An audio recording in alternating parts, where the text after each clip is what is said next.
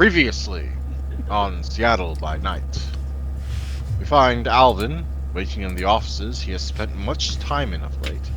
This will be the last. His time as the volunteer steward for Leon Maxwell's holdings is ending. It's been a turbulent time. In spite of outside pressure, you've managed to keep his books and accounts in order. Of course, it's not just numbers in need of juggling, but the indirect and direct attacks against Maxwell's various territories and associates. Here, you absolutely lost ground early in your volunteer work, as you were still getting up to speed, but after that, you did as you learned in the military and counterattacked. Moves against Maxwell's allies and endeavors through legal means like the courts and the city's bureaucracy were tied up, or those raising the issues having investigations brought against them involving some largely legitimate naughty business they were involved in, causing much of their cases brought against your temporary domain to be thrown out, and likely damaging their usefulness or removing them outright from your opponent's deck of cards. Gangs previously on the defensive were rearmed, given some training and access to detailed intelligence, and in some cases building blueprints, enabling a wildly successful and well organized offensive. In the midst of it all, you even managed to get some evidence as Primogen Longwell's metaphorical outstretched arm in the plot. Not really enough to be used properly in properly accusing him in Elysium, but enough to probably convince Leon Maxwell when he has time to go through the evidence for himself. Now, all that's left to Alvin is to wait for the older Venture and his child to awaken and tend to Eliza's frazzled nerves.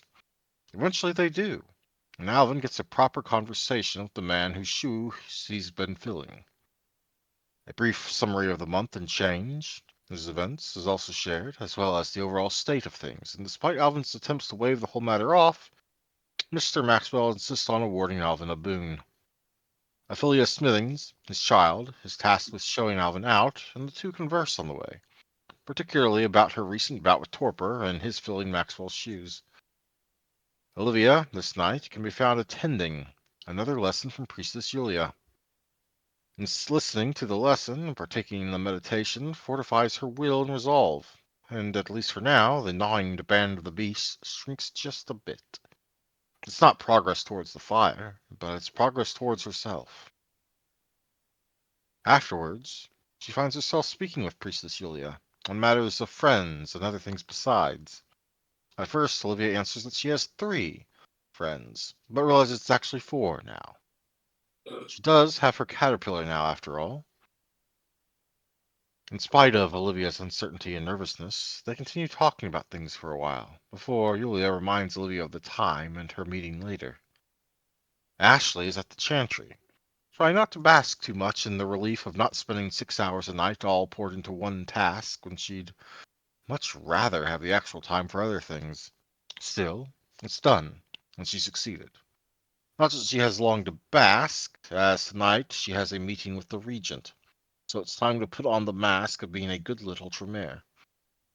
They speak on Ashley's progress, and the final product of her recent long-term ritual. More than studies, there is also the matter of her contributions to the city, and the clan's reputation in the city. Finding the butcher, locating the Sabbat, such wonderful work deserves more than mere praise. Regent Steele asks what the pyramid can do for one that has helped them so. Ashley requests access to the path of Mercury, the blood magic of teleportation.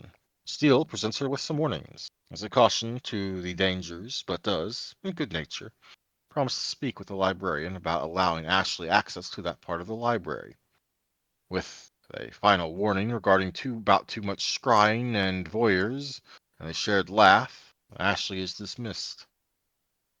Pius, this night, can be found in his haven, properly cleared out and decorated. It's him, Squeakers, and Comstock. Nibbles is back in the warrens, tending to a litter of 13 ratlings.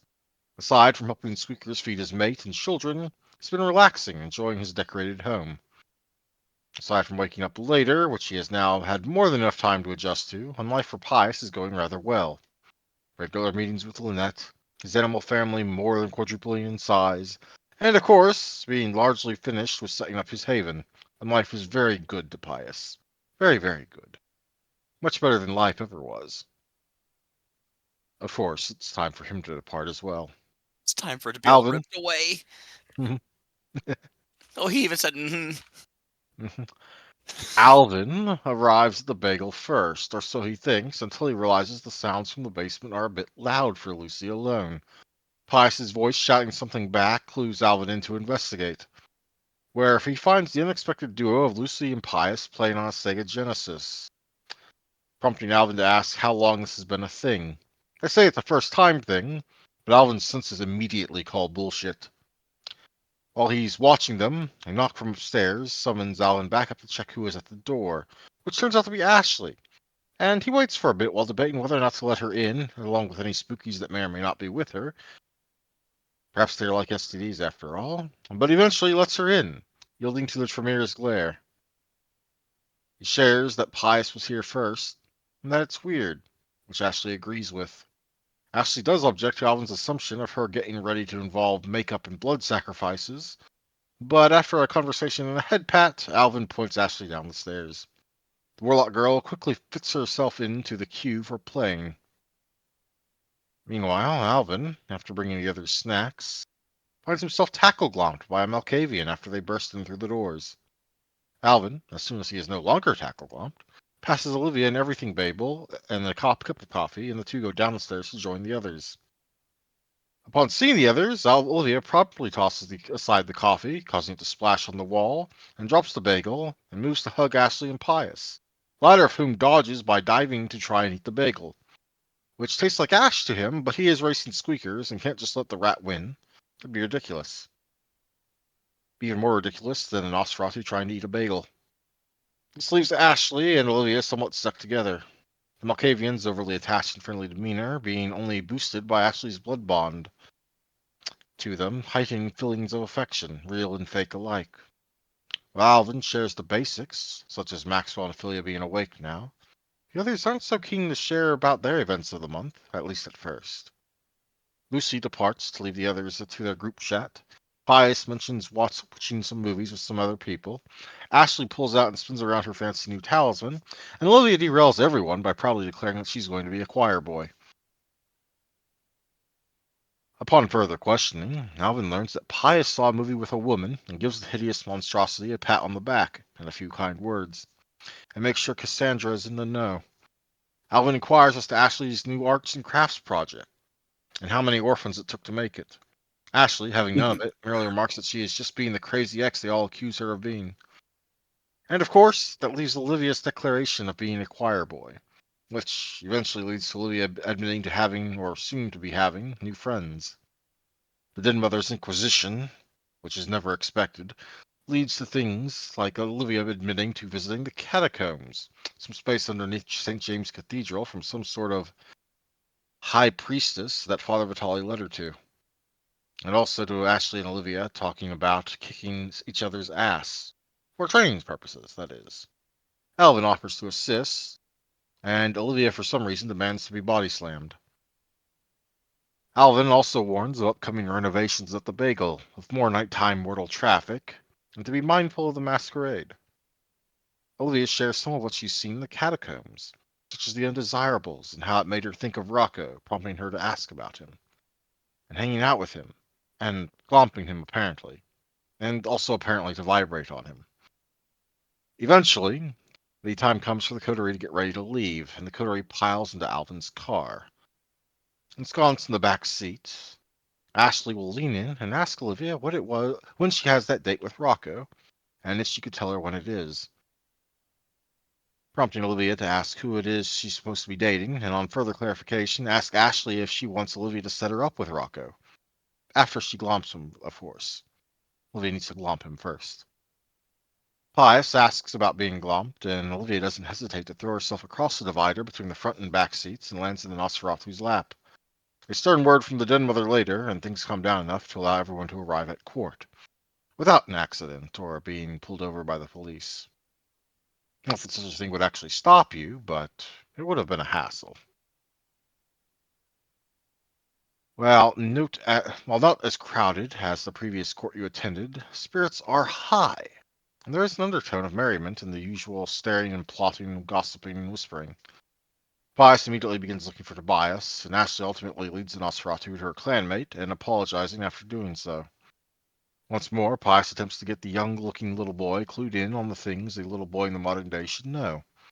Alvin seeks out Rocco first, but fails to find his friend, and he moves instead to meet with Thomas, while letting Olivia know he needs to speak privately about boring venture business, and though the Malkavian tries to see if she can stay as long as she makes herself look venture, then Mother says no. With Thomas, conversation first turns to Primogen Longwell, and how things have been between Thomas and Longwell. Apparently, the Primogen has been distant and on edge for a month or so. Alvin shares Maxwell and Ophelia's reawakening, and Thomas susses out Alvin's belief of his sire being involved in making moves against the other Ventrue, and that he lacks the evidence to actually make moves about it. Thomas offhandedly remarks that it would be a shame of being unable to forewarn his sire of what is coming because of his late inattentiveness. Talk turns to the Primogen seat, and the current dance and battle around it involving Longwell's weakening position, as well as Thomas and Alvin's plans for the future, which turns things to the bagel and Thomas's offer of knowing a company involved in such things that's both reputable and can be made to keep quiet about any special things with the right motivation. Such things can be expensive, however. Further conversation aside, our focus turns to the two left to play in Alvin's absence, Ashley and Olivia. Olivia tries to convince Ashley to help her steal the foot statue, or ask the prince for it with the coterie's favor, and then proceeds to talk about maybe putting her sock on it. At every stage, Ashley has to stymie the poor dreaming Malkavian. Then there's considering on finding something not the prince's domain to lick, which unfortunately is harder than it sounds. Alvin returns, his dead mother senses tingling. He sees Pius talking with Tobias, and Ashley holding both of Olivia's hands above her head with the other hand patting said head. After realizing Olivia is the rebound girl till Ashley can get back with her ex, Alvin decides it's probably best not to tell Olivia that. Calling over called over by the rambunctious Malkavian, Ashley is quick to tell Alvin of Olivia's plot to put a sock on the prince's foot. Alvin chides her, saying she needs to put a shoe on it as well. This conversation is interrupted by a tap on Olivia's shoulder, a look revealing Mark Flowers. Olivia hugs him, to no response, and Alvin asks for an introduction. Olivia introduces him as her teacher on werewolves. Olivia asks for more lessons on things, about Cadus and Thinblood this time, and Mark agrees. Olivia introduces Mark to Pius, who magically teleports next to the group while in the middle of some Spider-Man song to Tobias. Some additional craziness aside, involving Pius talking about Alvin's sire, prompting another bit of about behaving in front of said sire from Alvin, which Mark reinforces. Mark and Olivia briefly speak on the catacombs, and the latter should follow the rules while down there. It is at this time the entry doors open again, only this time, instead of glancing and looking away, your eyes remain stuck on the newest entry, if only for how much they are not supposed to be here. Jess, one of Alvin's workers, walks into the room, looks around, and immediately makes for Alvin upon seeing him. Her walk is measured, too measured, her eyes somewhat hazy and unfocused in a way that Alvin immediately recognizes as an occasional side effect of having been dominated, but only from a novice or someone that wanted people to know that the other person was dominated. She stops in front of Alvin, holding out an envelope in her hands. The moment Alvin takes the envelope, the haze clears, and she blinks and looks around. Just as quick to mention where she, quick to question where she is, even as Alvin takes her by the hand in a quick attempt to lead her from the room. He does his best to fend off his employee's questions, and to get her from the room and into the hallway before anyone realizes she's not a ghoul or someone that's not supposed to be there. Mark follows, breaking from his slow-paced natural demeanor to keep pace with Alvin, asking Jess who she is. Jess gives her name and dazedly says hi to the man. Mark means to ask further, but Alvin flatly declares that they can discuss this later, and wordlessly conveys that this one's Alvin's and his problem to take care of. For the briefest of moment, there is a darker look in Mark's eyes, one that is almost possessive, even if it doesn't make any sense at the time. But he does allow Alvin to leave. Alvin takes Jess outside after calling for Kyle to come by and pick her up. He does take a moment to remove her memories of this part of the night, and hands her off to Kyle. After they've left, Alvin opens the envelope, expecting a letter, but getting a photo.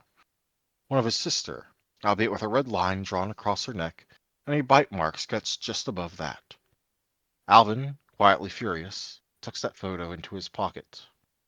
The other three, left behind by Alvin and Mark, are stuck waiting. Ashley and Pius read the room, and Olivia wonders why Mark went with Alvin. It's Olivia, then, that notices the Giovanni arrive. The duo of Lucio and Rocco splitting up after entering the room.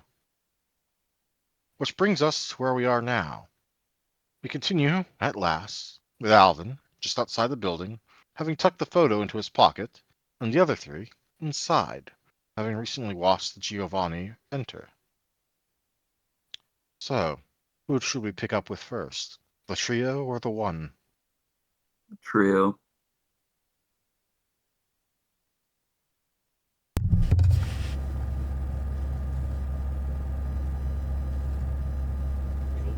Oh, please do tell me I didn't put you all to sleep. No.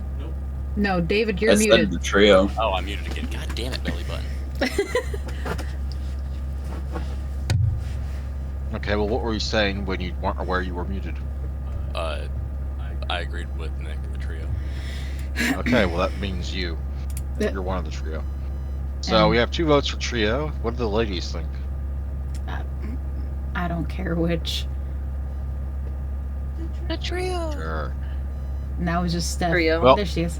Okay, well, that's a majority vote, I suppose. I suppose I can allow that. That was ridiculous.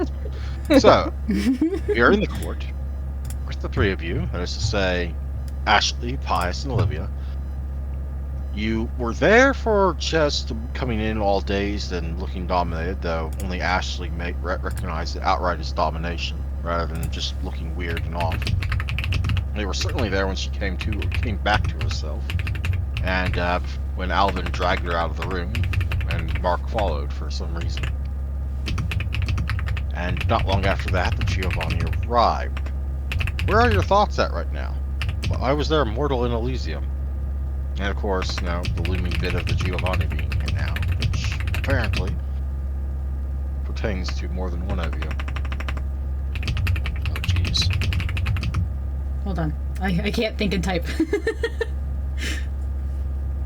Why are you typing, I wonder? Shh. You might want to repeat again then. Hold on. Pause. I mean, you can continue, but hold on the repeating. Wow. What are you writing? I'm writing stuff. Just hold on. Okay. Sorry. Mm-hmm. Oh, you're writing me on Discord. I was like, what? I thought I had time to type it out before we got questioned. We are in game, woman. It's part of game, so shush. It depends. If it's part of game, Depends, put it in Roll20. Sheesh. It depends on how long the item has probably been in the possession, and it's really, it just depends. Like, I could use it on that, yes, but it's not a guarantee I'll get anything. That's not a guarantee. No. Yeah. I mean, I know whether or not it'll work depending on your successes, but that's beside the point. And none of you even know about the photo yet, so please keep your minds in the here and now. Mm-hmm. We'll see. I'm going to go ahead and put y'all on the spot because y'all deserve to be put on the spot after doing that to me just now. Y'all just saw what happened with Jess. You just saw her getting pulled out. You don't know what was in the envelope she gave Alvin. Mm-hmm. You know that Mark rushed to fall out after them. And you're still wondering why Immortal was here because you know for a fact she isn't at least not at Alvin's school. And you think Alvin would have told you if she was someone else's school. And also the Giovanni just arrived. Ooh. Which kind of forebodes the idea of going out that same door because even if they have split up and gone different directions, they're still far too close to said doors. Hmm. Oh. So, we will start with the him. girls. I was going to start with Pius, but no, Pius doesn't need to be punished tonight, despite his earlier actions. What I didn't do anything! I Got him just answered started, the Alex. question, motherfuckers! So, Ashley, how's Ashley feeling? Ashley is confused, curious, and staring daggers at the Giovanni. That's Of right. course you are. Olivia, how's Olivia feeling? I'm confused. Even in Dance real monkeys. life. Dance, monkeys, dance! Yes. Yeah, I guess she's conflicted about like what happened, with Jess and just knowing what to do and stuff like that. She wants to ask Ashley what the hell happened. Pretty much.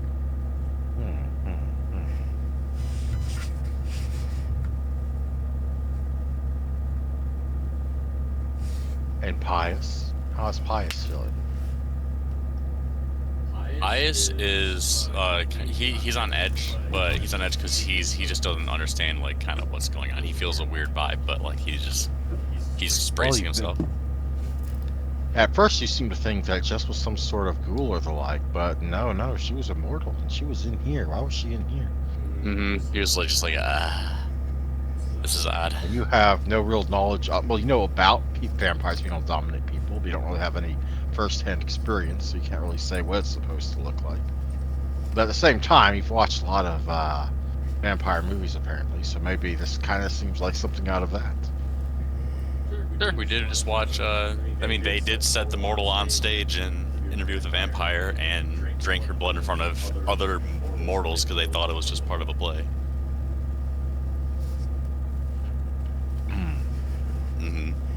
Which brings us back to Olivia, who apparently wants to ask a question.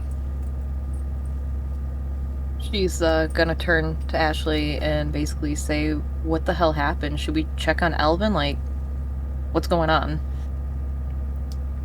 I can't say for sure, but I have a good hunch that she was being dominated. Dominated? It's kind of like how, how we have auspex? It's like that. But you can, depending on how good you are at it, can suggest things to do. Oh. And I have a feeling she was suggested to deliver whatever that was. Ew. So someone's, Gross. I think, fucking with Alvin right now. Should we check on him? Well, considering your friend Mark just chased after him, it's probably a good idea we check on him. Okay, but we don't want to draw attention. No. Too late. Fuck. Shit. There are some eyes lingering on you. Some not at all because of what just happened. Some are returning death glares. What the fuck did we do? God damn it! Well, Ashley started it. You can blame her. Oh god. What did you do, Ashley? Just... She said she was death glaring at Lucio when he ended. Oh. Can I see, like, can I see who's glaring at her? Like, I know she's glaring at Lucio, but I want to see... Obviously, my character doesn't know she was glaring at Lucio. She wasn't paying attention to that. So, yeah, You would have seen her angry face when you turned around to ask her a question. angry face. Just gently, like, correct her face towards me and be like, no angry face at court. If I can't put stock on foot, you can't have angry face. Ashley would just shake her head like, I will correct my face. Thank you, Olive. Plot twist, that's just her face. Oh. You got resting angry face?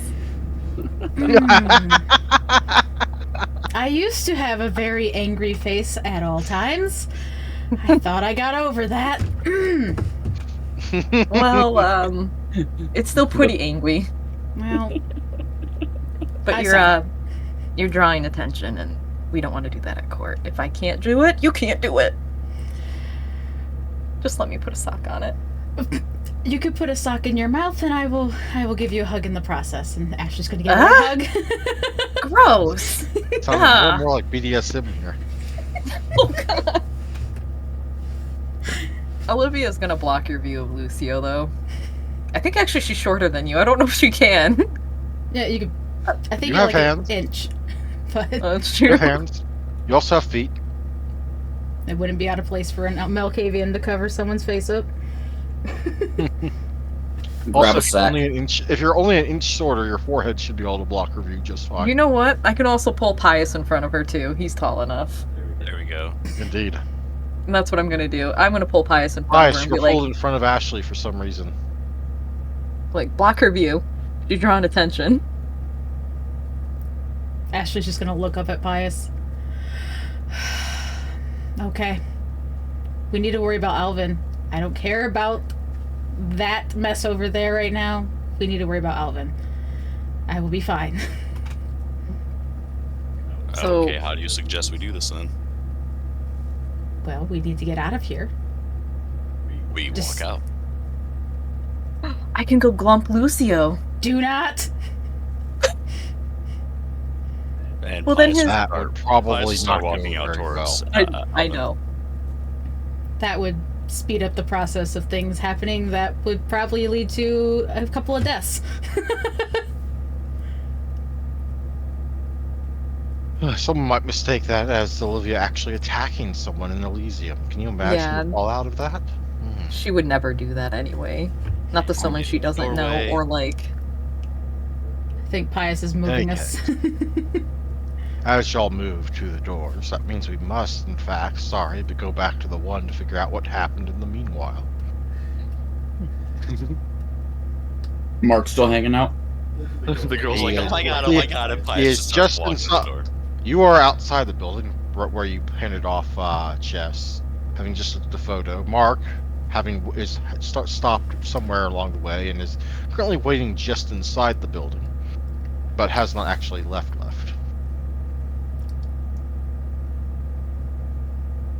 Watching you from just inside through glass doors. Now he's a voyeur. Weird.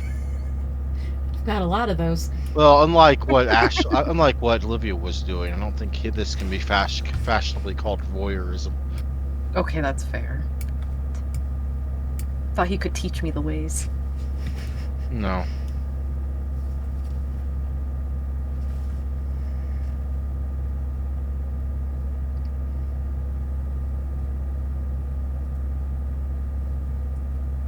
So Alvin, how is mustering and mastering that quiet fury you are feeling right now?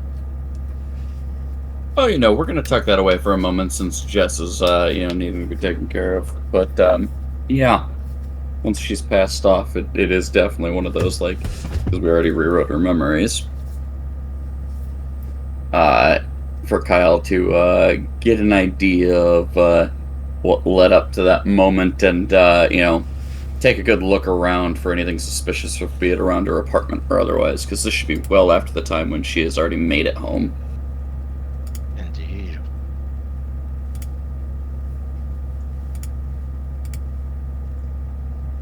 Because, Well, since he don't tampered have to with get your back. mind, she's not going to have the clearest of understandings of the last, hour or so. And that's assuming that whoever did this didn't tamper with her mind to begin with anyway. Mm-hmm. But with her at least passed off for the moment, it is going to be returning towards Mark Flowers. So what in the hell does that look for? Now, I could ask you something similar, I imagine. Care to say what that was all about?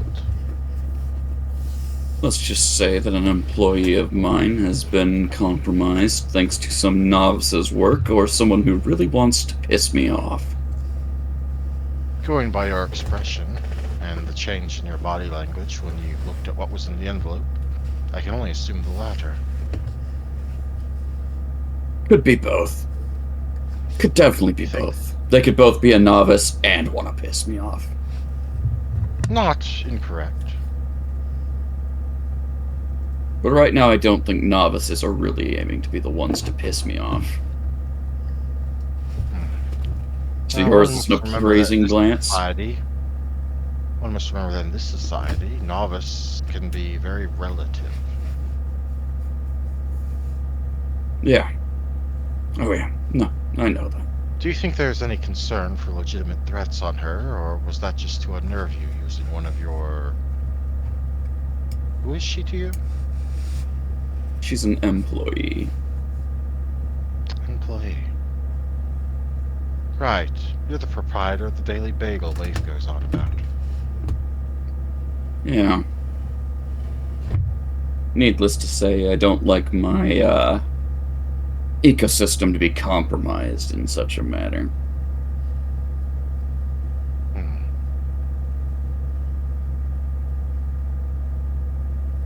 As for me, I'm afraid that this is also somewhat personal.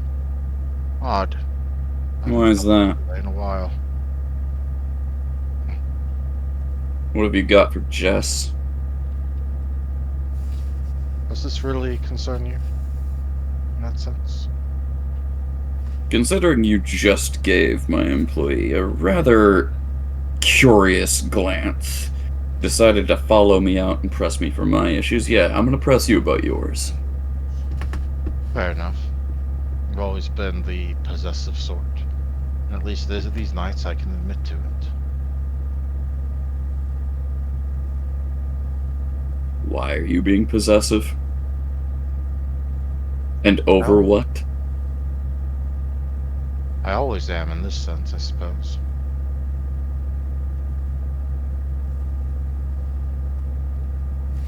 I feel I'm missing some context. You're gonna have to start from the top. I have... You're familiar, even if you're young, that when embraced, we sometimes display different changes than might otherwise be associated with who and what we are, yes? To a certain Like the degree, ability yeah. to occasionally enjoy food without having to force oneself to eat it, Right. for instance. Me? I can smell blood. Not in the sense of physically smelling, so much as blood ties, so to speak. And what's that got to do with this instance? Because specifically, the blood ties I smell are those of my family. Hmm. So what? Jess is kindred to you? Or is it that you smell the blood of a fellow Bruja upon Oh, Jess's. not that kind of family. Your first guess was much more accurate. My Alright. bloodline, to be specific. And for my blood, always.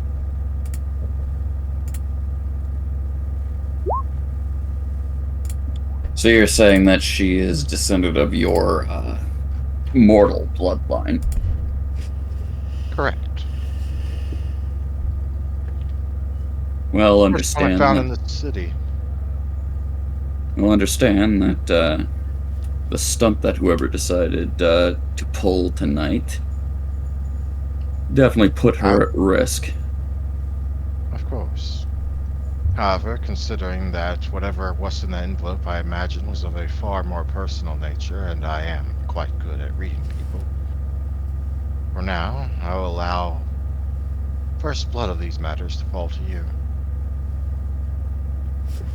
But I will So have you keep long a closer as eye you on don't it. try to consume Jess, I don't He think I'm gonna looks have at too much you, and issue. for a moment, his blank face actually manages to convey the vaguest sensation of him having been insulted in some fashion. Hmm. Possibly through the eyes. They're harder, harsher. Don't give me that look. Some of our kind have displayed some fairly bizarre behaviors. As Oh, possessive as you might be, we don't know each other that well. So, all sorts of things could be, on the table that I'm not aware of. well, she said her name was Jess, and I know she works at your Daily Bagel. That's enough to go on for now. If you'd like to chat with her, she should be there, probably at least an hour after, sunrise. She tends to stick around and clean a bit more often. Hmm, indeed. For now, however, I'm going to take my leave of tonight, I think. And as he pauses, as he looks over your shoulder and sees 3 incoming other kindred. It seems our absence was not missed. Not that it could be, considering they were there.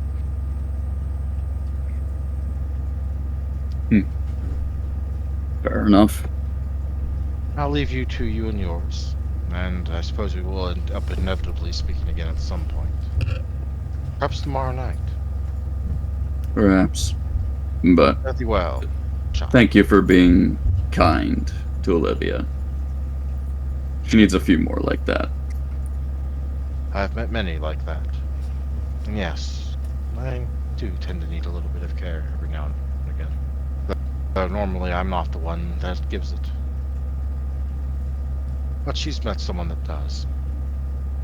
Good.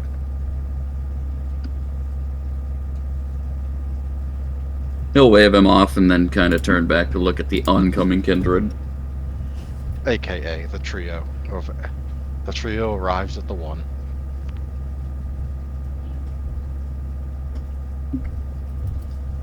What's going on, man? Muted. Oh. It's like, was that every freaking time. Said, what's up? I got somebody who's really asking to have their head on a pike. Oh, What's happening? Alvin's gonna look around to make sure that there is no one else around. And kind of usher them into like a corner of a hallway so that way there really isn't, too much of a chance of somebody, Elvin? I know that we're technically at court, which is Elysium, and we're not really supposed to use our abilities, but do you want me to make sure no one's around? We're alone in a corner amongst ourselves. We are not in the midst of the prince's full-blown in-motion court. You're technically just inside the building, just inside the doors. And everyone else is, I mean, the only person that's probably around is maybe a security ghoul, but they're like, off a ways sitting at a desk looking at some, like, camera footage or something. Right. Okay. We're not gonna get in trouble so long as we don't drag it into main court. Okay.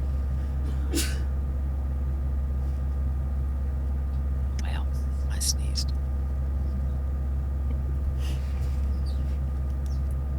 So, what is happening then? I mean, are you gonna do your ability or whatever? Oh, do you want me to? Sorry. I didn't get confirmation. Well, yeah, he hasn't told you about the photo yet. I imagine Yeah. we're still talking about you checking to make sure there's no listeners. Yeah, at the moment. I thought you guys were just saying, no, you don't have to do that. That's what I got from that when you said, oh, there's only a security guard. I was explaining that, like, you don't have to worry about getting caught. Or getting in trouble. Would I use heightened senses or aura perception to see? No, this would probably be a heightened senses thing, and if there was anyone around you using obfuscate, I would have, actually, you know what, that's good. I should have you roll for it either way, just in case. Okay. So first, I will need a regular perception alertness roll, difficulty 6. Alright. Oh, damn it. That's not what I wanted. I wanted my... Not Ashley! I'm not Ashley, damn it. There we go. Alright. Perception, awareness. That's alertness. What was the difficulty? This one's just 6. Okay.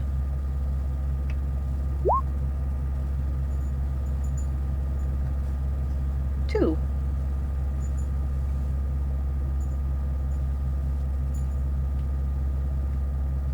Lovely, lovely. Now I need a perception awareness roll, difficulty 7, for seeing the unseen. That's okay. I want to make sure I'm on the right line. Nice. 3. Well, if anyone around here is obfuscated. They have a higher obfuscate than your aspects. Hmm. So if someone was around here, they'd have to be an elder level in terms of obfuscate. Just say. Okay. And your other role, other than the security guard at the desk, you don't see or sense anyone around here. Okay. Oh, that one was also awareness instead of alertness, apparently. Oh, oops. I'm sorry. I thought I hit the No, right wait. one. The right. Yeah, that was you did roll awareness both times instead of alertness the first time. Do you want me to But make? alertness, well, yeah, you should also redo it because the difficulty wasn't right either. You're rolling at difficulty 3 because you have all that What? aspects reducing difficulty for your perception alertness roll.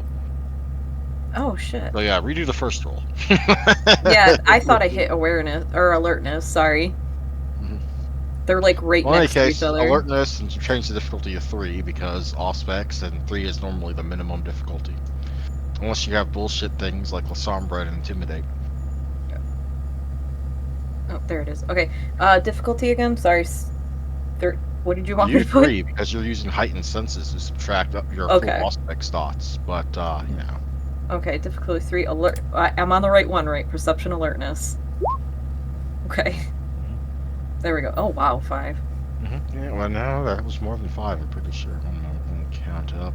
Yeah, that was a total of 2, 3, 4, 5, 6 successes. Oh. And you could actually hear some of the conversations filtering in from the ballroom, including some conversations about wondering whose servant that was. They hadn't seen them before. Must be new. Damn. So, Olivia's gonna turn back towards the group.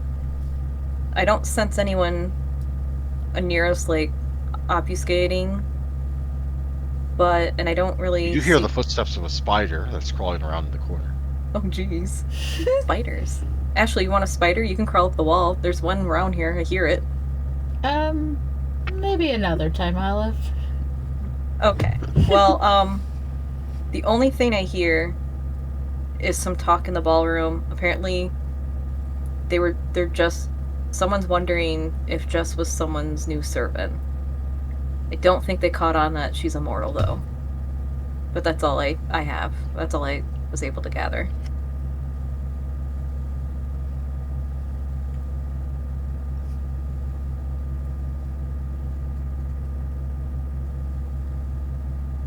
Nick, did you die? I'm here. Yeah, she's done telling you what Sorry. I thought you were talking to, like, Ashley for a second. No, I said I turned to the 3 of you. I'm talking to all of you. The spider bit was towards Ashley because she said she could climb the wall one time and it failed because the rolls didn't go the way she wanted. Sorry. I'm sorry. Yeah, I'm talking to all of you. Sorry. I didn't make that clear. Didn't want to have to make her into a ghoul, but I might have to if it's the thing that keeps her safe. Ooh, we can give her a silver bangle and tell her to go down to my coven, my haven. You have a coven now? No. And he like thinks about all of his little grand baby rats he's gonna be playing with. What's going on, No. Evan? He is going to look to all of you, hold a finger up to his lips, and then draw the photo from his pocket and give you a quick little glimpse. Olivia's eyes go wide and kind of in shock that she's in danger. Ashley's just gonna be under her breath like, shit.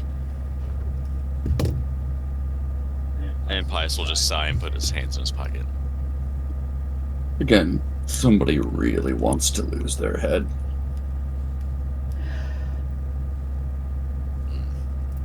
Time to live up to the den mother name. Well, let's see how he wants to handle this. This is his problem, but it's our issue.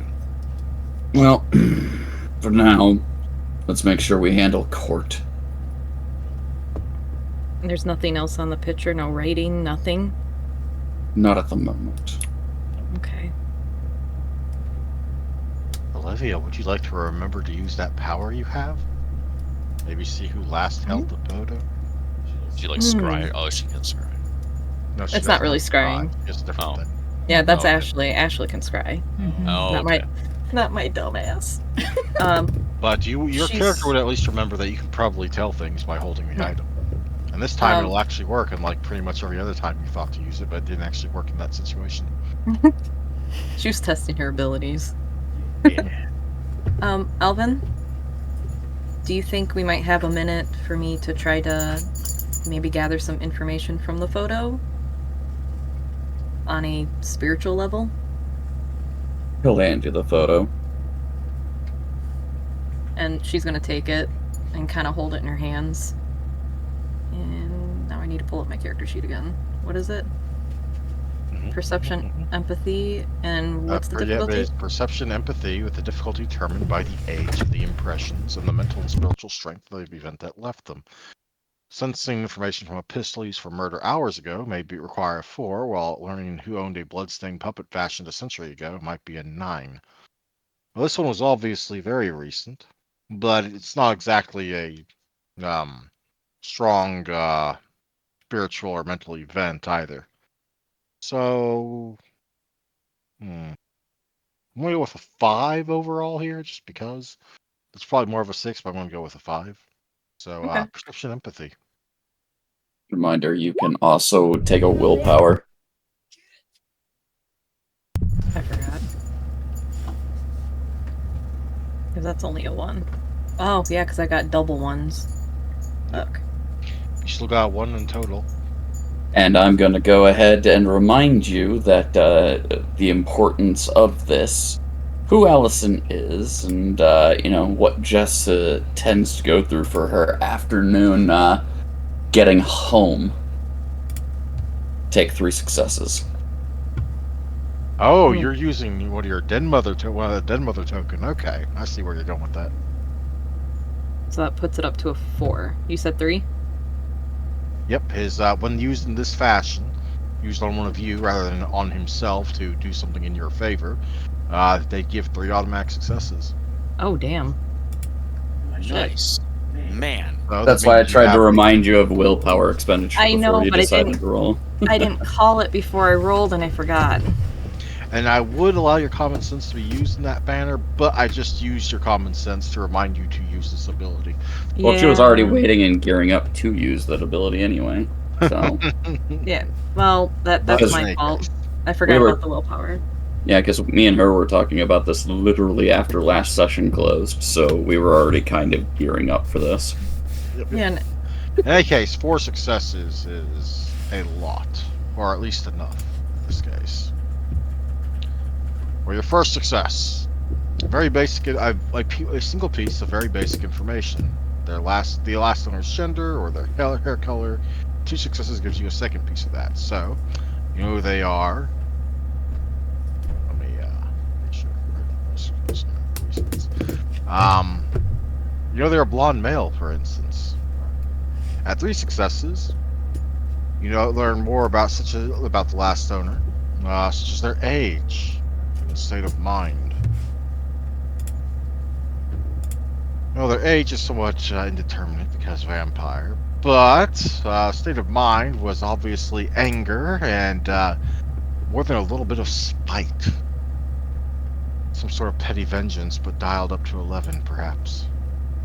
And then, of course, with 4 successes, you learn the person's name, and it is, of course, you guessed it, none other than one Adam Longwell, who's not entirely happy with how things have been playing out.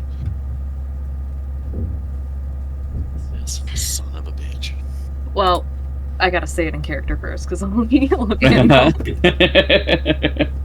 So yeah, Olivia... You should frame it in character as having those Yes. first successes kind of trickle in first. You see a flash of blonde hair. Yeah, basically... masculine figure, feelings of spite and vengeance, yeah. Basically what our Then storyteller said. You gotta do it properly. God, come on. Okay. You can so, do it. I believe in you. That guy. No, I'm kidding. She starts handing the photo back, and she looks up at Alvin. God damn, I almost called you Alan.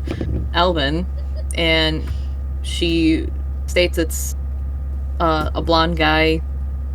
I don't know. You said basic information, right? Just I gave you the basic information. The first one was blonde. The second bit was male, and then the emotions that we're feeling: spite, anger, vengefulness, and then finally the name, where it's Adam Longwell. All right, so she looks up at him and basically goes, "Blonde.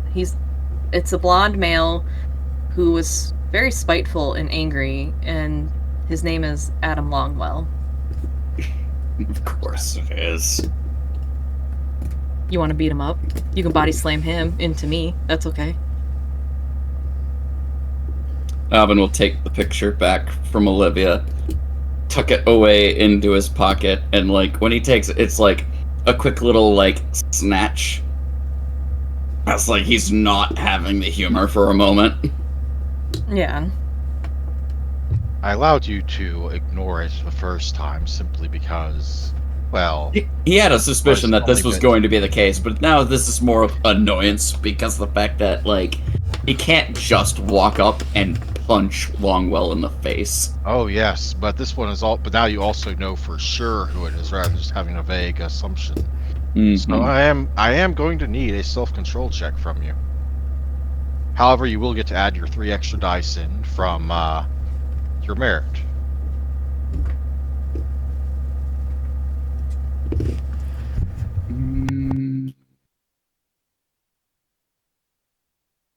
This is a consciousness roll? A self-control roll. Self-control.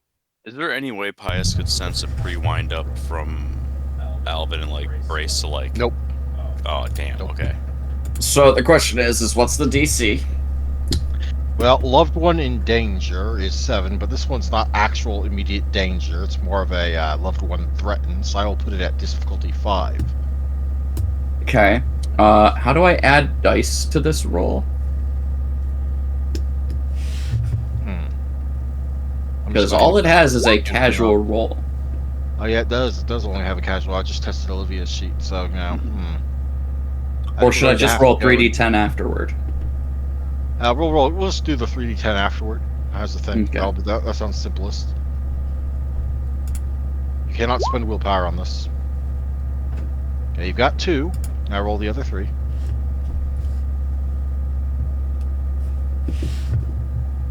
Only 1 extra addition, but it's canceled by a match, so. Unfortunately, you do need to keep rolling, as self-control checks to avoid frenzy are an extended action until you get 5 or more successes. So you can feel your beast kind of rising up on its hackles, taking advantage of your anger, your rage, and the direction it's being given. And you're forcing it down for now, but even the others can start to see Alvin losing a little bit behind his eyes. So I will need another roll.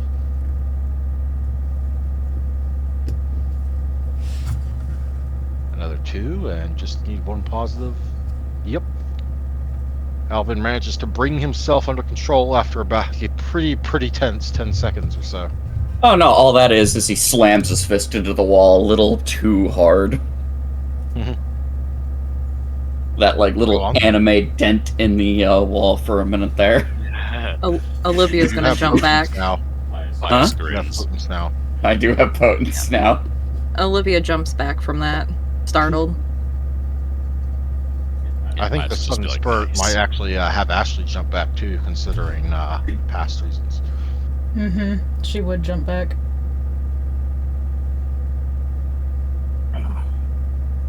Yep. Let's go to the meeting. Yeah, let's do this. I need something else to keep my attention away. That's fair. Olivia's just gonna follow you guys. Ashley's gonna stay behind Olive. I snuck into the bagel and watched movies. And he just keeps walking. Duly noted. I just quietly admitting that. That's like, that is, go on. It's the come forth with thine sin, ask for forgiveness, and hope that it goes all well. Ask for forgiveness while Alvin is too focused on being angry towards someone else to be angry at you.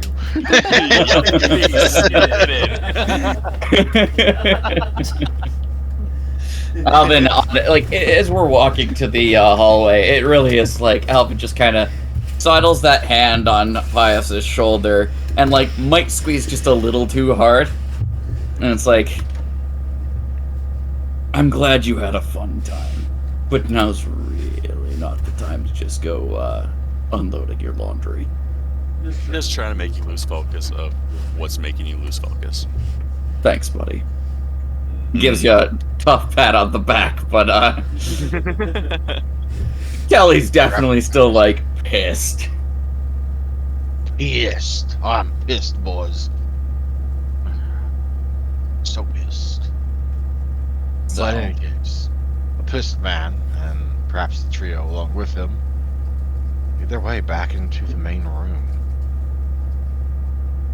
I assume you're all still together as you do so? Mm-hmm.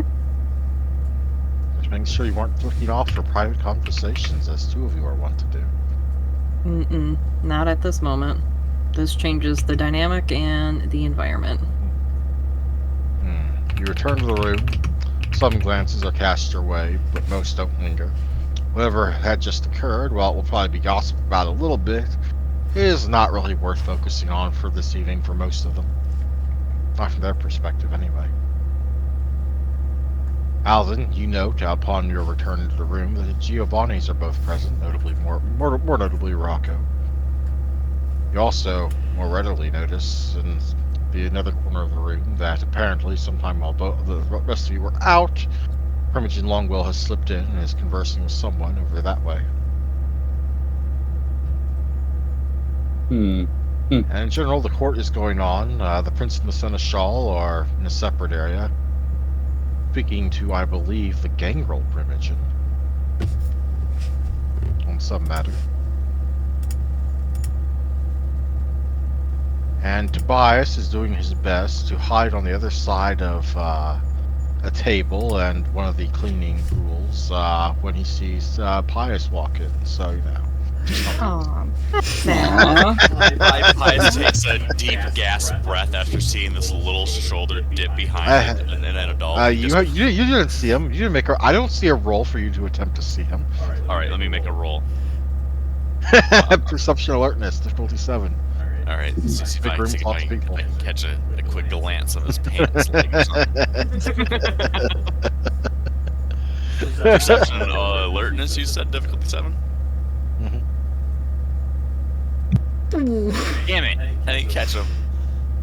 Yeah, you fail. You don't see him at all. where did little boys go? I'll figure it out. Oh, where can they be? I feel like he hasn't Where, watched where? Dragon Ball Z yet. Probably not, and it'd be Dragon Ball still. Yeah. I don't Maybe think Dragon Z Ball started Z. yet. It's only 95, boys. It's only 95.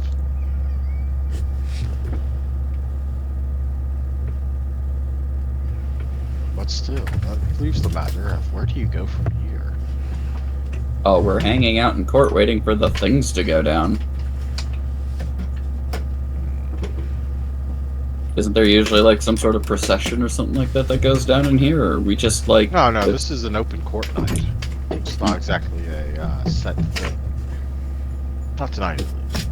So basically everyone's allowed to just go chit-chat with whoever. Yes, including the prince. Though most would not go up to the prince unless they had something of actual import to talk about.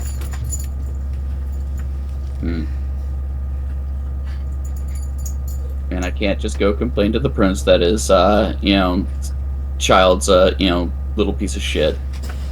And a whiny bitch at that. Without looking like a whiny bitch yourself. Right.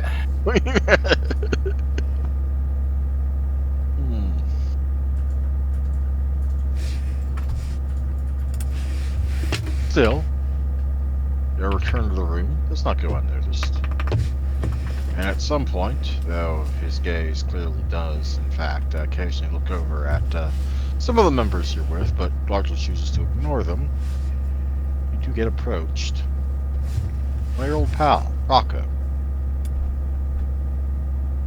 Hey, Alvin, buddy, how's it been? Been a long month. Yeah. Pretty long month. Pretty busy. How'd you end up faring during the whole, sub-bot incursion? Yeah, it wasn't too bad. I mean, seen some rougher stuff. Not necessarily back during the service, but, well, It's not exactly the first down and dirty gang war I've been through since becoming like this. Really? Yeah, no. Sometime maybe when we're at Elysium, well, at the other Elysium, I'll tell you about it over a drink. But first, we were back. It was back east, in New York, actually.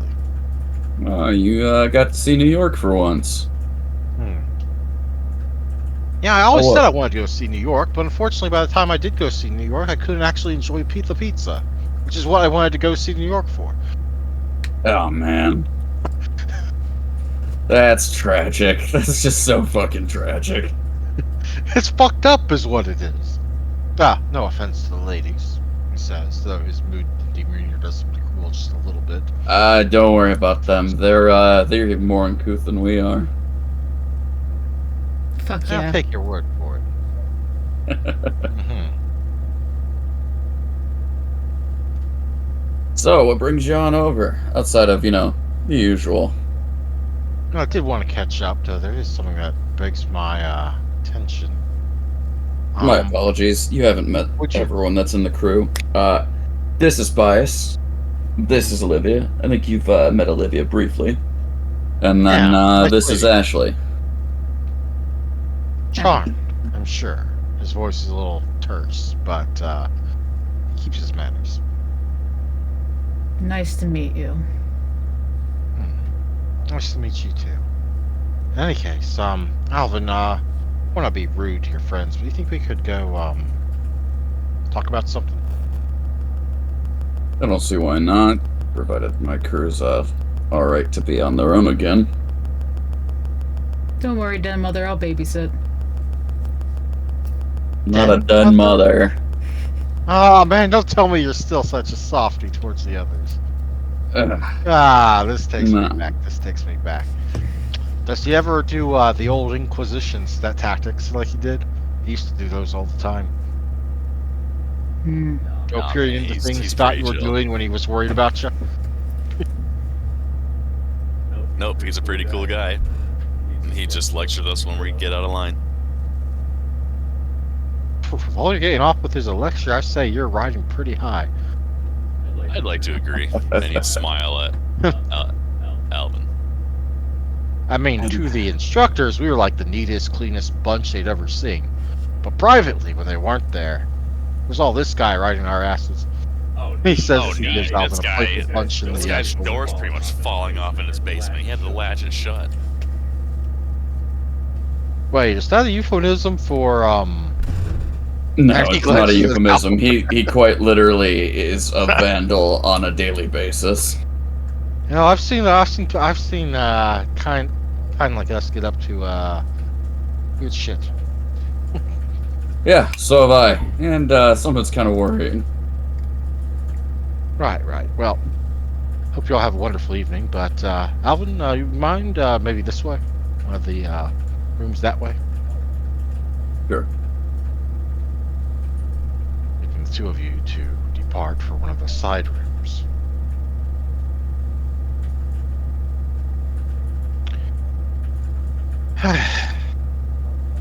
Sorry about pulling you away from your friends, man. That's fine. Look, I don't really know. I don't like beating around the bush, and I don't really like playing games. And I'll just come out and say it. How well do you know the sweet girl, sire? The sweet girl? Yeah, the Malkavian, right? Ah. Yeah, Olivia. And I know her sire a little bit. Her sire and my sire apparently go back a ways. They do. They were in the same coterie last I was told. Huh. I wasn't aware Mr. Wayman was involved. I may have to tell my sire about that. I'm sorry, you caught me a little unawares. What's going on? Lyra's kind of a wild card from time to time, but she seems more obsessed with being a parent than she does anything else. Yeah, it's just, okay, I'm not supposed to talk about this. But then he quickly works around. I don't see any of the ones working for my sire here, so I'll share a little bit, okay? Listen, like a few weeks ago, I was at the manor. Family has a manor in town that they use whenever some of us are in town. Hmm. It's kind of empty considering it was built for a lot more, but considering what the family members I've met, I'm kind of glad it's kind of empty, just between you and me. But Right. getting aside from the point, um, one of those nights, I look out. The wraiths are causing a fuss, but out there's this car waiting, just like right in front of the mansion, just sitting there on the other side of the street. And it's a very, very, very recognizable car.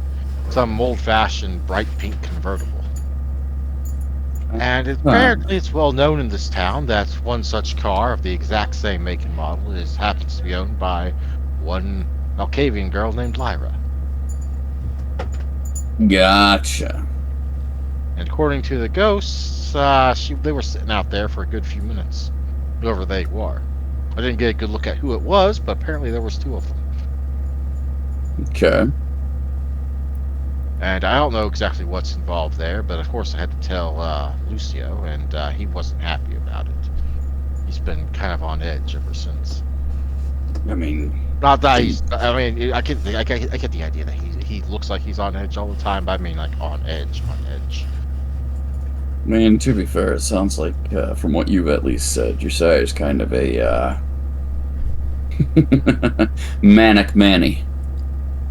Yeah, he's a manic manny, but he's still my sire, and he's still what I got. I might Oh, not like what I hear you. got, but Yeah, I in my definitely family, hear it was you. better off having someone than having nothing. Because having nothing means you got to convince someone else to kind of take you in, and that means that it's a lot more uncomfortable than being made into someone's little child, so to speak. Yeah, I get what you're getting at. So, as to why or what all that is, I can't say, man. I really can't. I don't really understand the Malkavian clan myself all that well, and, each time I think I get something, I end up getting proven and, thinking other things.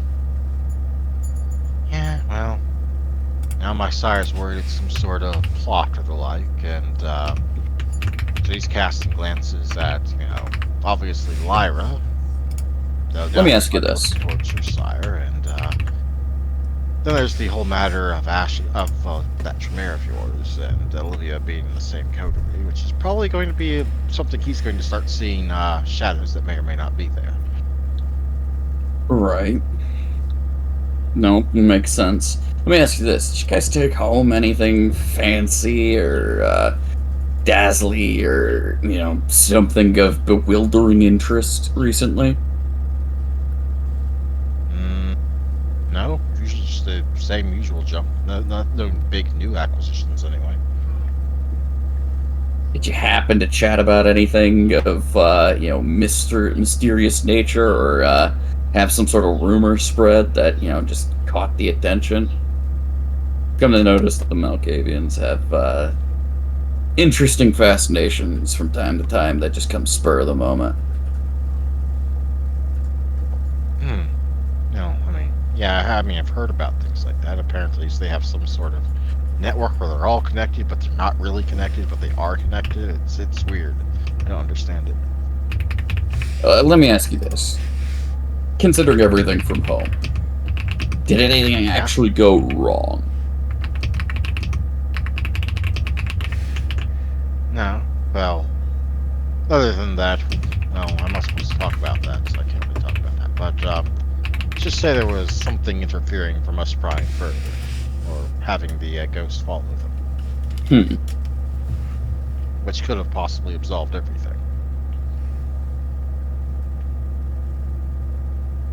Yeah, I really don't understand all the special... Fuck it, I'll tell you. I can trust you. Of course I can trust you. Basically, lately, the last month or so, honestly, there's been another of the spectrally sort around. A strong one. Like a really, really strong one. And it's also been camping across from our home. keeping any of ours from leaving. Huh. Yeah, I don't And really according to my understand all the sire, superpower mumbo jumbo, to be honest, man. That all does I know sound is kind of from weird. all I know is from my sire was that it would take a pretty damn experienced and powerful user in the necromantic arts to be able to control something like that. Could it be a And as Sabat far as I'm ploy? aware, there's no other necromancers in the city other than us, at least not publicly. You do understand that we just got done with like a Sabat incursion where they were basically turning people into like disposable bombs, right? Yeah, but that's vicissitude, fleshcrafty, warpy shit. That's And also I guess necromantic shit. no, it's not. I believe me, I asked my sire like 3 times. Okay. Nah, he did say that the spot have necromancers, but not very many of them. We don't actually know all that much about them. Just they go around wearing masks, like frickin'. Actually, I don't know if that's happened yet. I shouldn't Actually, use that wait a reference. But second. Remind me, isn't Clan Giovanni like one of those floater clans that kind of goes between the Sabat and the Camarilla from time to time? I feel like that was part of my no, history lesson. no, we don't. We do not. In fact, we have a treaty with the Camarilla that says no. Well, I know the Mutual defense current treaty. one, but I mean, like, in history, like, would the Sabat be pissed off at the Giovanni for having something they want? Beyond not agreeing with them and even kind of informally allying with the Camarilla? No, not really. Okay. Sorry, I'm just trying to come up with answers for you, man. Yeah, I know, and I appreciate it, but it's a rough time right now. And I'm sorry for dragging you into my sire's paranoia, but things are weird this last month. We've been busy last month, or at least I have. What have you been up to? Actually, now that you mention, I haven't even seen you at Elysium this past month. So you know how we went and did the whole like Camarilla or Sabat raids, and took care Yeah, of some of the pushing of them out. Well, post that, a certainly. couple of my clanmates ended up going to Torpor, so I ended up picking up some of the slack where they were left off, and I've been kind of dealing with that for a while, Shit, man. keeping the How does ship that even steady. work? It's just called doing business. Uh-huh. You make it sound like it's not a big deal, but that sounds like a big deal, man. Look, I didn't go to, business school for like a solid year and 2 semesters that I know I dropped at the end, but I'm telling you, it came in use. Now, if only I could figure out how to get this physics degree to work for, kindred bullshit, but magic kind of defies physics. As far as I know, but well, I mean, for us it does. Yeah, I suppose. Yeah, Well, it's at not least fair, we're man. out. At least we get to be out and about tonight, and I don't have to be rubbing down the. You know what? No, I'm not going to think about certain chores I have to do back at the manor. No, I'm not. One of these days, maybe he'll let me get a ghoul of my own to do that shit. Goodness. Rules are pretty handy, I will say that. Actually, that's curious. So, like, normally when you have to, like, feast on someone, it's not all that great. How's that work for when you gotta turn somebody into a ghoul? Well, you don't have to bite him to turn him into a ghoul. You just feed It's him some. true, but I didn't know if, like, your vitae was kind of, like, No, toxic no or, different. murderous to, people. No different from that. But I do hear Uh, the Assamites have a way to make their blood into poison. huh. Weird. Well, that's assassins for you. Alright then. I forgot there was assassin vampires. Yeah, God there's not any damn. in the city as far as I know, at least not right now. They really don't prep us for this kind of shit in the military. And you ever wonder if some of the ghost stories, those that were around in Vietnam told, were actually not so much ghost stories? Man, now you got me wondering what all movies were made and the influence of such things. I'm gonna have to reconsider my entire catalog now. And you gotta wonder about like the various poets and like writers and other artists, I guess, that wrote things that just seemed dark or didn't make sense, and then you look at it through what we are now and wonder, were they in the know when they wrote that? Damn. All right. Yep. Yep. I'm gonna have to go through my comic collection, my movie collection. Oh, god damn it! Why you gotta do this to me, Rock? I'm sorry, man. I'm just thinking here. You know, sounds like a good cause for a movie marathon, if only the nights allowed it. All right. Good luck finding the time to watch more than one movie at a time right now. Well, I mean, I could just completely ignore everything, lock the bagel up, and just probably go through like 3, maybe 4 if I'm like looking at shorter films. Yeah. I mean, shit, Seattle usually has pretty longer nights in comparison to other places. Get at least 8 hours. And I'm up earlier than most. I got time. I can make time.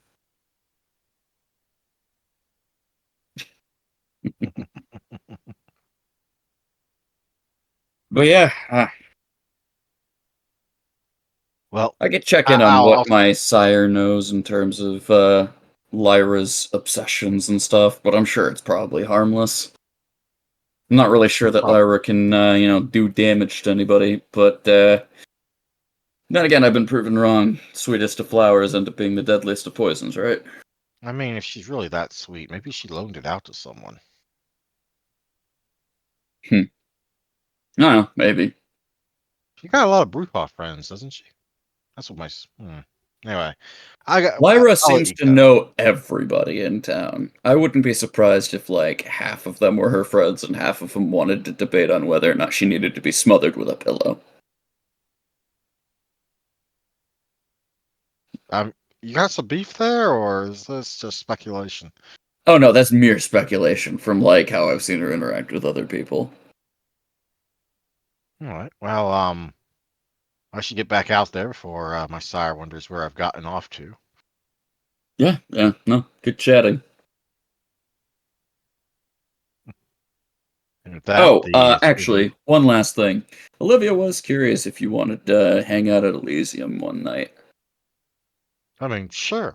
Why not? So, figure you probably want to get a chance to get out of the house and do a little more than just, courtly chatting. Maybe not tomorrow.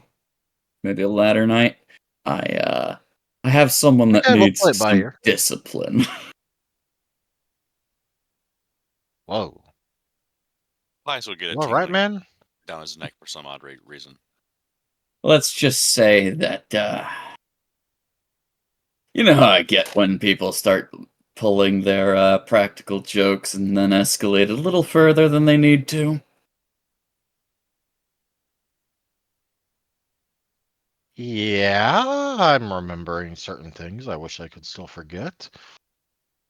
Let's just say that somebody decided to cross that familial line, and now there's pain coming down the round. Whoa, is Allison all right? Did someone do something? As far as I'm aware, but somebody's about to not be if they want to continue down the line they're going. He looks over his shoulder as if to make sure there's still no wraithly watchers lurking about, at least ones he's not controlling, and also make sure there's no one else listening in. Listen, I can't exactly promise anything because of my sire when he's got up, but if you need help burying a body or need a rock solid alibi, you just let me know, okay? Thanks, buddy. Let's just say that for now I'm going to keep it diplomatic, and then we'll see where this escalates from here. All right. But I got your back as long as I can, and if I can't, it's not because of me.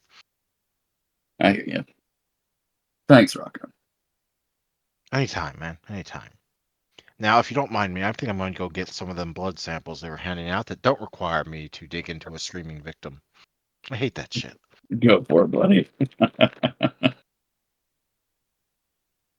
And with that, the two of you break up, and we go back to the trio. What has the trio been up to? Pius has just been kind of pacing, waiting to see what's going to be happening here with all the events going down. Ashley. Nice art, by the way. Yeah. Sorry if that went a little bit long, guys. No, it's fine. It's fine. It was interesting. But I got to play Rocco again. It's been a while. Yes. Which leaves us Ashley and Olivia. What are Ashley and Olivia up to? Ashley's just watching the room. Olivia's hugging Ashley's arm. I'll be right back. I need to dash to the bathroom. Sorry. No problem. Time to use the bathroom. Me too. I'll be back, actually. I just did that. Potty break. I'll be back. Okay. I fucking told you guys I was nervous! I fucking knew something was gonna go down! Oh man, like, I'm still nervous. Like, I don't know. You took your mother's car to go see Rocco's place? I thought he was blind! God damn it! You know that car's pink as hell! I have a feeling Alvin is going to definitely yell at Olivia like that. Oh my god, okay, I'll be right back. I'll be right back. Oh my god, I'm nervous. I knew that was gonna come back and bite us in the ass.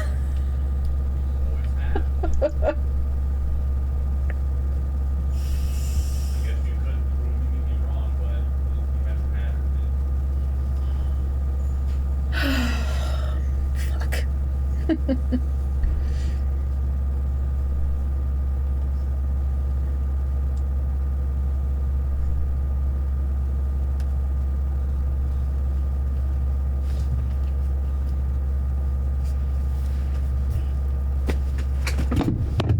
Jesus Christ. Stay.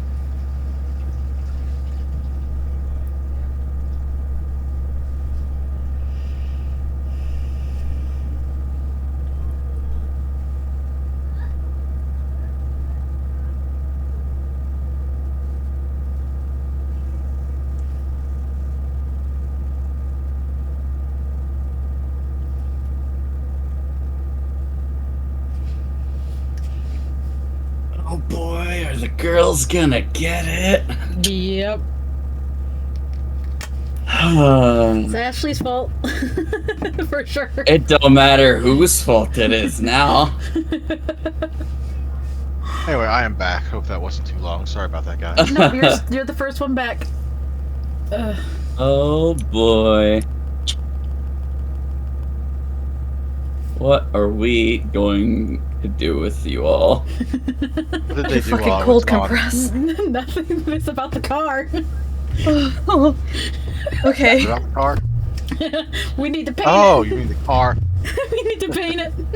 What the fuck do you Like, mean it's everyone last else knows car? who has, everyone already knows who has the pink, the old-fashioned pink convertible. Lyra, give it to Pius. Let him make it a clock. If anything was ever going to make your sire hit you, it would probably be that.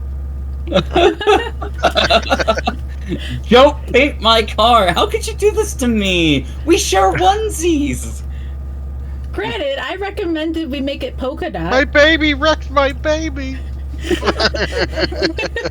All that's gonna happen is Alvin's just patting her on the shoulder like, and this is what happens when you have kids. They're there to disappoint you sometimes. If Alvin tells Olivia about this at all, she's not telling Lyra anything. She's taking that fucking car to a body shop and getting it spray painted.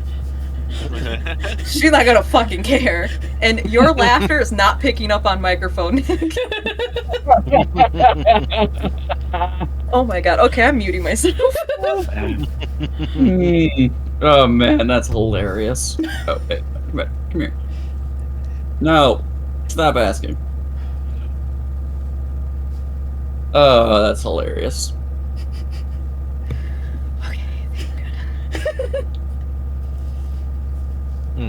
What Okay. are we gonna do about While you guys? Rocco and Alvin are talking, and Pice is pacing, and Ashley is clingy to her rebound girl. Nope. You Damn.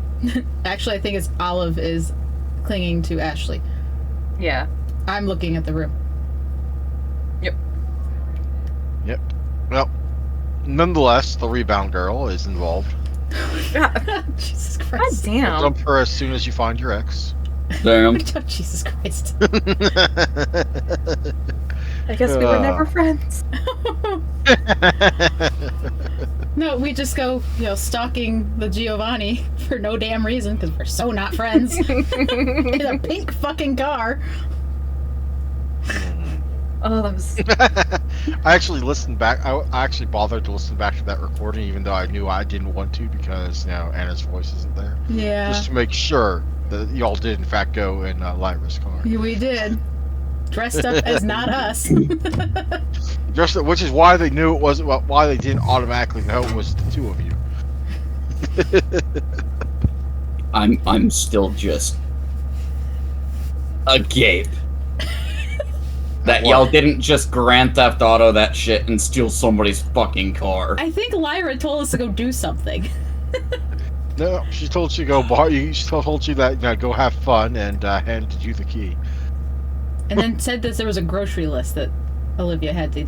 Oh yeah, I think there was a grocery list She too. had to go But get y'all ended up something. stopping by a costume shop and getting yourself a disguise. In any case, Never have I Yeah. ever. I'm here in court, and you have no desire to go off anywhere on your own. Which means that, some things are going to be a little bit different. Oh boy. Yep, Andrew, you gotta be the proactive one, because the trio doesn't do the Yep. proactive. Indeed. Ashley. Oh, I mean, ice cream. My mom is occupied. Then be occupied. Well, good thing. I'm just going to let you be occupied while I do stuff to Ashley that she doesn't want me to do to her, apparently. Mhm. Ashley, a hand falls on your shoulder. First tightly, then easing up as if caught by its owner doing something it shouldn't. Ashley is going to turn around. Behind you is the unblinking stare of Lucio Giovanni. A scowl is on his face as his eyes roam over you, pressing you down to the core of your being as they sweep over you and clearly finding something of disgust down there. Or at least something to be dismissive about. Maybe both.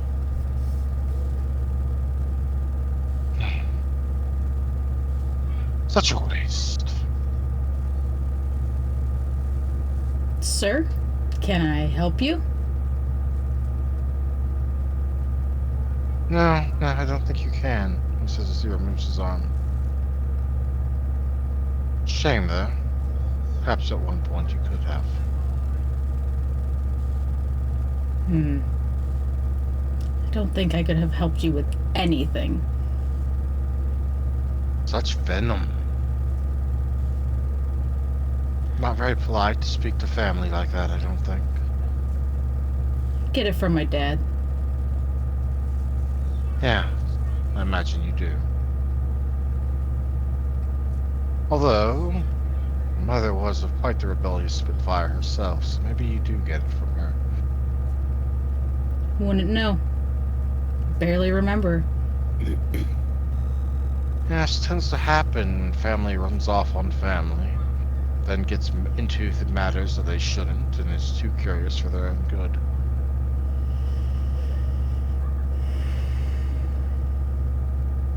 Or they got their noses into something they shouldn't have. I wasn't there, I wouldn't know, but when you do enough digging, you find all sorts of things. Some things you might not be prepared for, particularly if you happen to be mortal.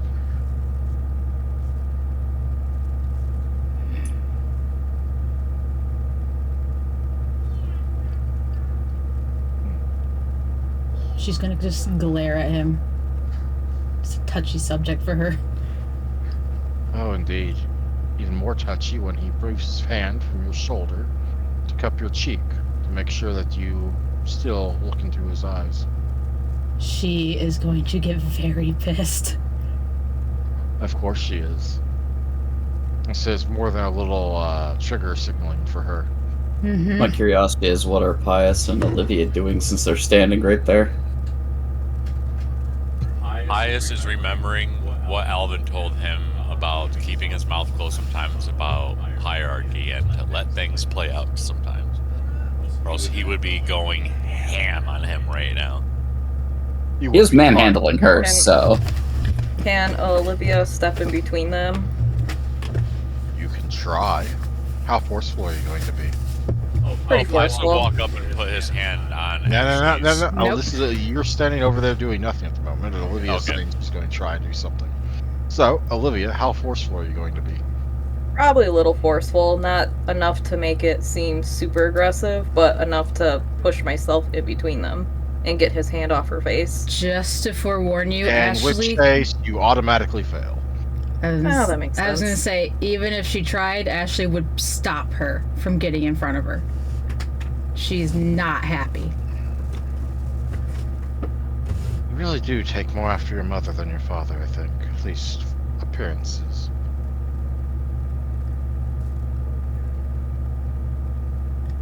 No matter, even appearances can be deceiving. Hmm. Even certain talents can be wasted. And then he will lean in and whisper, and only Olivia can hear this other than Ashley, and that's only because she has 5 dots of aspects. What did you think you got that ability to hear that which you shouldn't? I imagine you've been doing your best to ignore it lately. With that, and a caress of her hair that makes you feel very icky inside, he walks away. She's just gonna stare off and be gritting her teeth as hard as possible. She is. As a side note, we've largely forgotten about your medium merit. We have. Which is why I questioned with the wraith. I'm like, are you sure? But you couldn't hear me because no sound.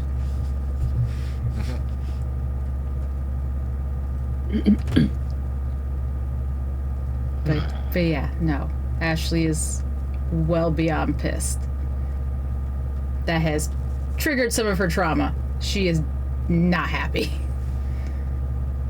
Also, it should be noted that Dr. Thorne is not here tonight. And whatever your relationship with your sire may be, there's no way he would have seen that and not come interfering. Oh yeah, he would have been pissed too.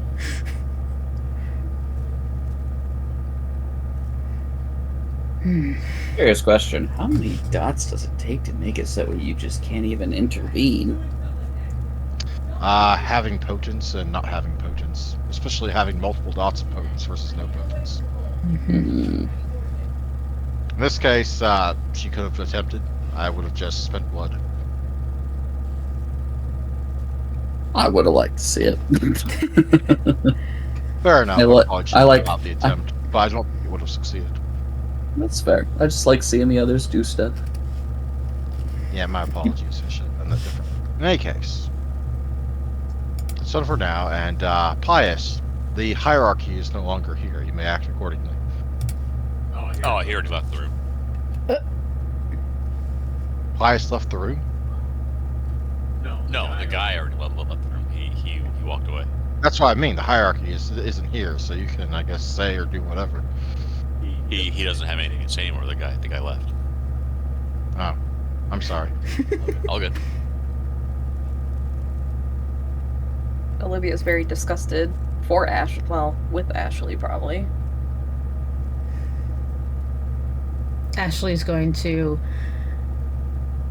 look at Olive and be like, I need a minute. And she's going to walk off. She'll let you go. She understands. But yeah, that's disgusting.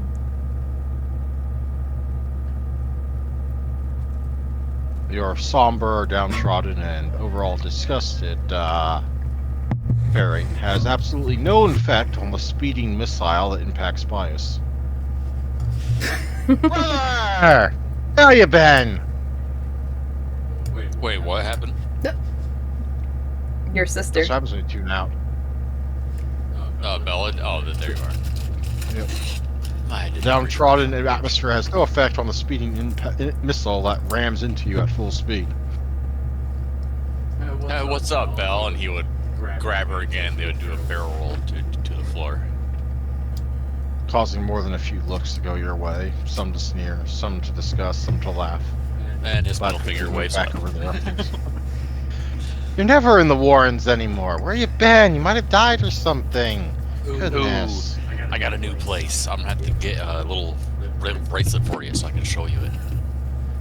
Well, first off, you should have gotten me a bracelet just because we're family. I mean, you don't need to be giving it to me just so I can go see your place. That'd be dumb. Goodness, why can't you just give me some stuff? Am I your favorite sister? I thought I was your favorite sister. You are.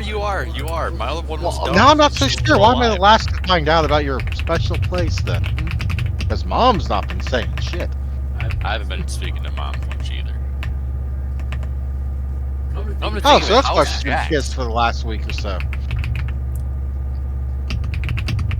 Has Jax been around lately? I haven't seen him much. Well, of course you haven't, because you haven't been by the Warrens, like, at all. I need to start coming by more. I'm sorry. Sorry isn't going to cut it. Okay, that's it. We're going to go talk to family right now. Nope. And she'll grab you, haul you up, and start dragging you over to where some of the Nosferatu are gathered around the tables. And Pius would smirk and he'd start letting her push him.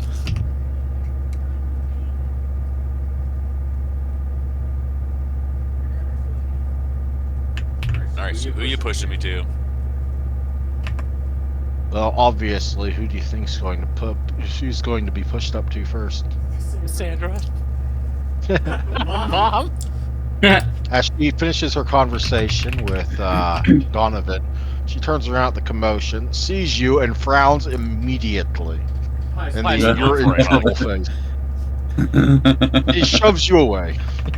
Oh no. Come on, I'm sorry. I've been doing things. I'm getting strong. Getting strong, and you can't be bothered to visit family, say hi, drop by once in a while. Hell, even send a rat to let us know you're all right. They've been busy making me a granddaddy. One of them's been busy making you a granddaddy. The actual part that involves squeakers has stopped being important at least weeks ago. I know, and I'm sleeping in later too. You know what? Yeah, I think I need to start giving in a little bit and visiting you guys more. You think? Yeah. Oh God. And You Pius think? would, for You a long, think? for the first time in like 15 years, Pius is feeling like a child again. It's like the only time you come around anymore is for your guestly visits. Goodness. Pius, I don't envy you your time spent learning new things. In fact, I think it's a great thing to be doing. Especially since Belle isn't interested. Hey! But that's beside the point. Belle, you're awesome still. Don't listen to her. You don't have any room to talk, young man. You have not been by. Not at all. Not for us, anyway. Yeah, how's my room? Is the door still up? Well, I mean the beads. You haven't replaced the door yet since your sister knocked it down. Yeah, it's just the beads still. Oh, that's what it is. Yeah, still the beads. All right, well, how about this? Tonight, I'll come home.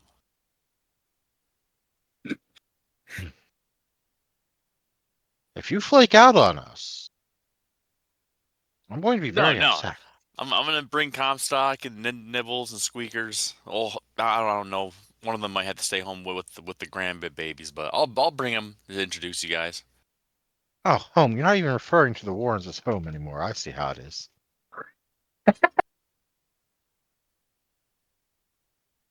Mom, I'm growing up really fast here. It's only been a I month and don't- 2 weeks.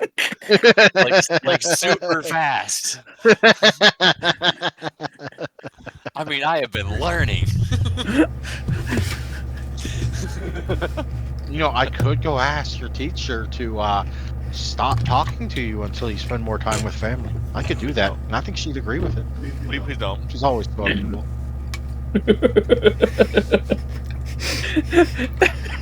I hear your favorite pastime these days is exploring the other side. I wonder what would happen if I just asked her to not do that with you for a while. 'Cause I hear you really can't like baseball now. Please don't. Baseball? Well, no matter. The point stands.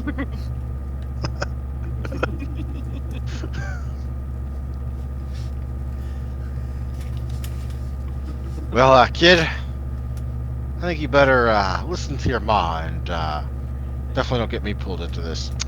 You've been naughty. And well, all Donovan says as he pats you on the shoulder, pushes you closer to Cassandra and Belle, and casually dips away because he's just remembered there's something important he needs to go speak to the prince about.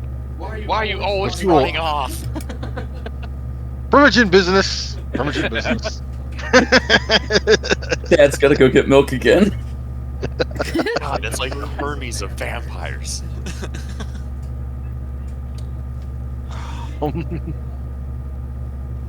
That's too funny.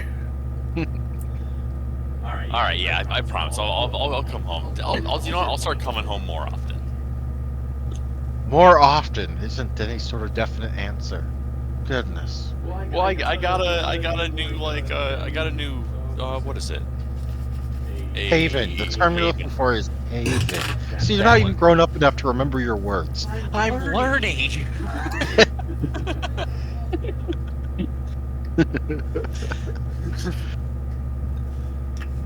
But yes, I can do some cool stuff now too. I can summon zombies.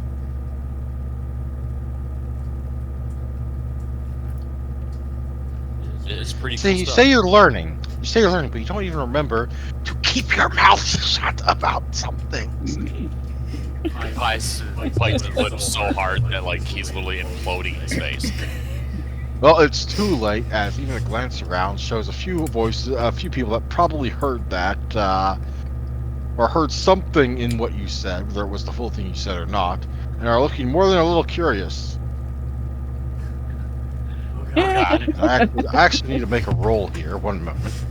Because I'm not going to do it automatically. Curse you, pious.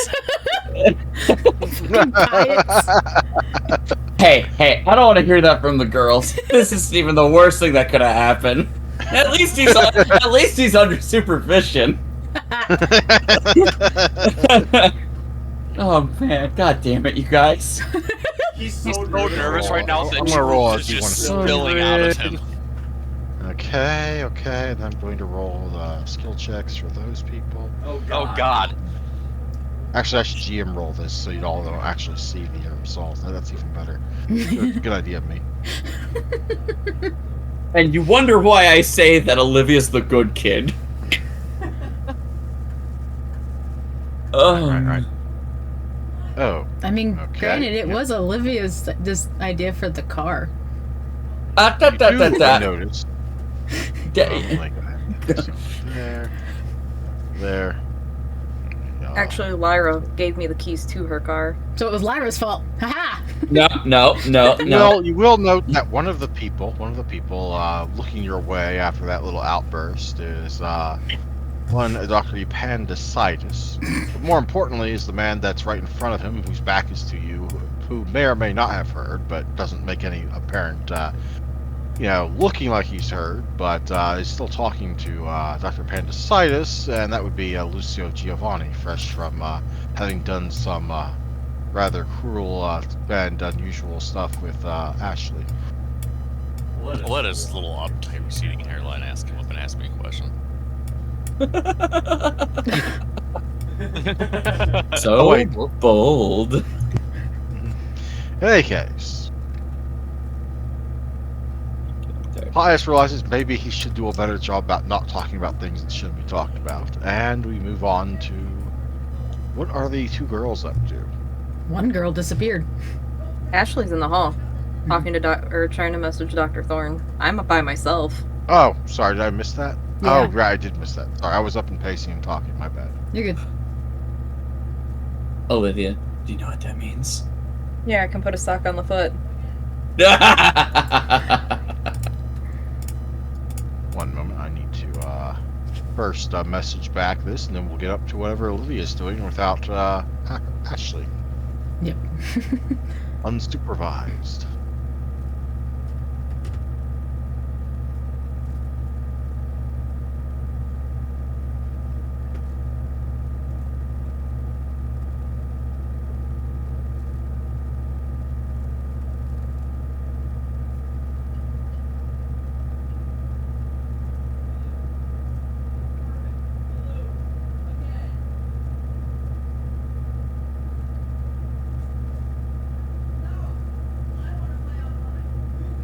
Meanwhile, while that's going on, Olivia, what are you doing?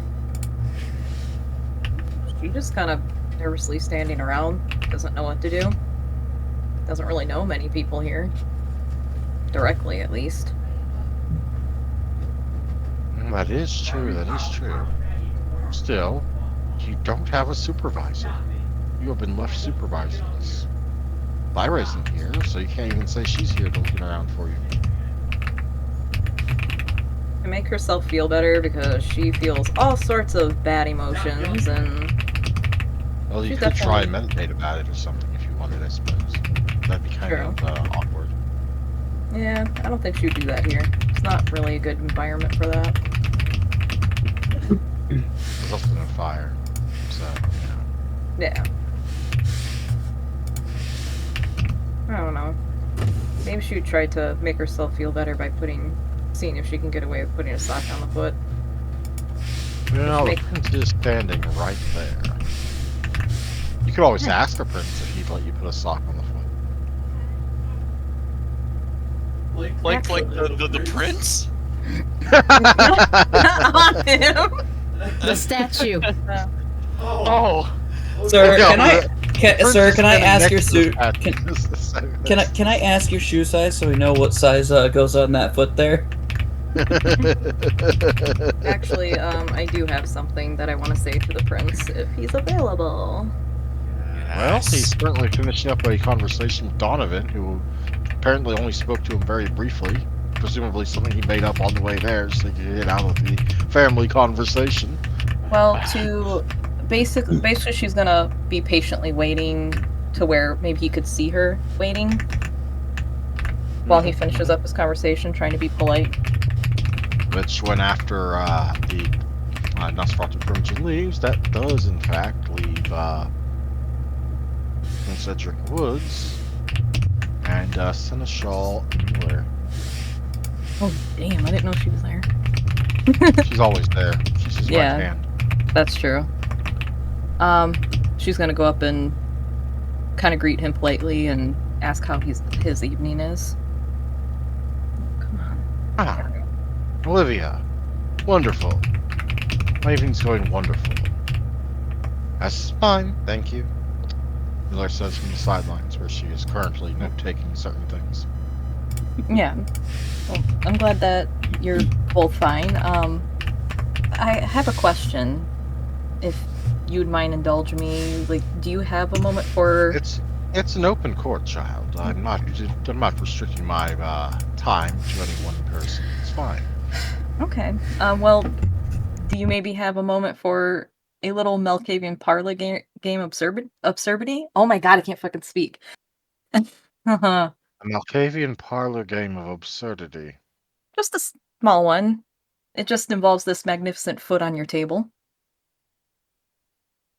She kind of has a small little conspiratorial smile on her face. The foot. Yes. Why the foot? Well, you see, there's this thing called shoe fortune telling, and well, shoes, they tell you everything about a person, at least maybe 20% about a person. Not everything's accurate. But it doesn't just tell you where they walked, but where their soul is going. You know, the soul. Do you even want to try to make a subterfuge check on this? Yes. Is it now? All right, Hold on. Now hold on. Hold for a Wait, what? second. Are we sure this is actually subterfuge and not just like? You know what? Actually, it's not. It really isn't. She is actually being dead serious about the shoe fortune telling. This is awesome. This is so awesome. I'm loving this. In which this, so you're saying Olivia actually believes she can fortune tell with feet 20% Yeah. of the time. Not feet, Yes. shoes. Well, then why would Shoes. you be asking about the foot statue? Because depending on what shoe he puts on the statue, will tell her about him. I'm afraid I don't have a shoe that would fit that statue. Well, metaphorically, if you had a shoe, what would you put on it? I'm not particularly sure what I would put on it. It's an artwork paperweight. I didn't even pick Okay. it out. Well, what shoe do you have on right now? Oxford, Derby? There are a pair of clean black Oxfords on his feet right now as he gestures with one of them. Okay. So there's two sides of a shoe, but I'll give you the positive one first. It's called the shoe whisperer. So what that means is that you possess a disciplined and structured approach to life, valuing order, tradition, and careful consideration. Your meticulous nature ensures thoroughness and earns respect through your measured actions and adherence to established principles. Do you want to hear what the other shoe says when it drops? Or would we like to stop there? Because I don't want to insult you. Why not? It's certainly not as waste of a time as some of the people that have come to me tonight. So this one is the Shadow's Edge on it. Basically, it could mean, again, it's not accurate, it's 20% maybe, who knows.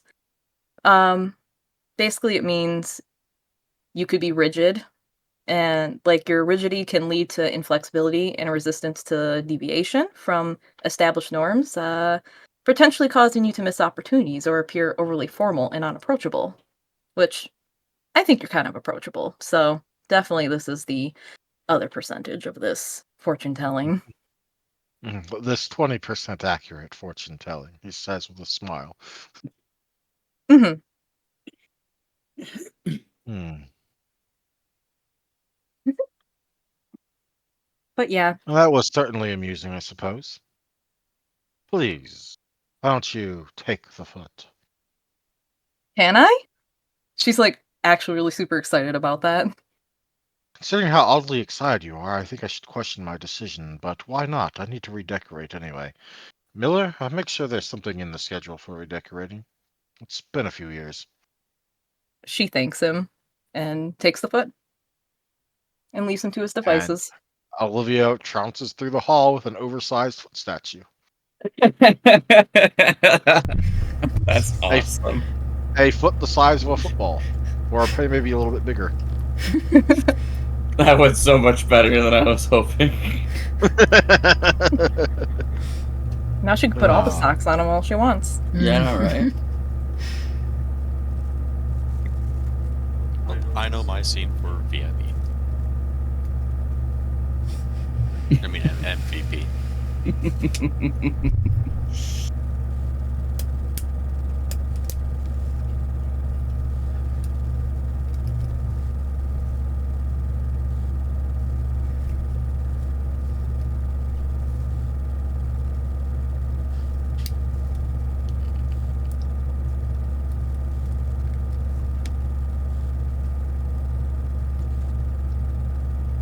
That actually took a lot out of me. Well, you should stop feeling so bad about it. It was kind of funny. No, I don't feel bad about it. I was just really super nervous. Stop being nervous. We're not going to crucify you if you're wrong. I feel ya. This is true.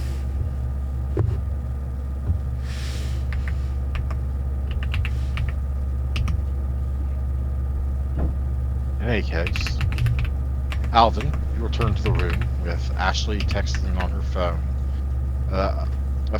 Olivia walking away from the prince, where he sits in one corner of the room, carrying the foot statue you often see on his table.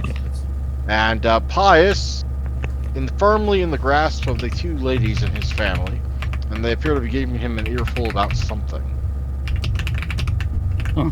I stepped away for a few minutes and things go a little crazy. Alright. Your dead mother's senses are tingling in all three directions, but most strongly in Ashley's direction.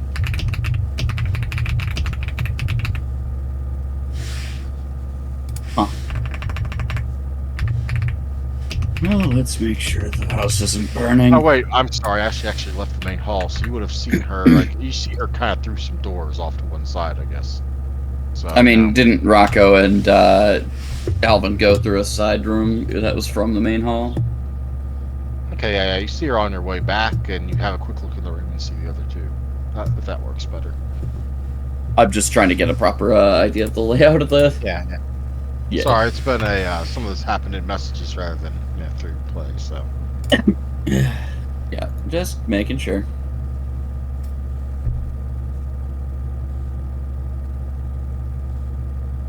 So I guess I would probably see Olivia with the foot first.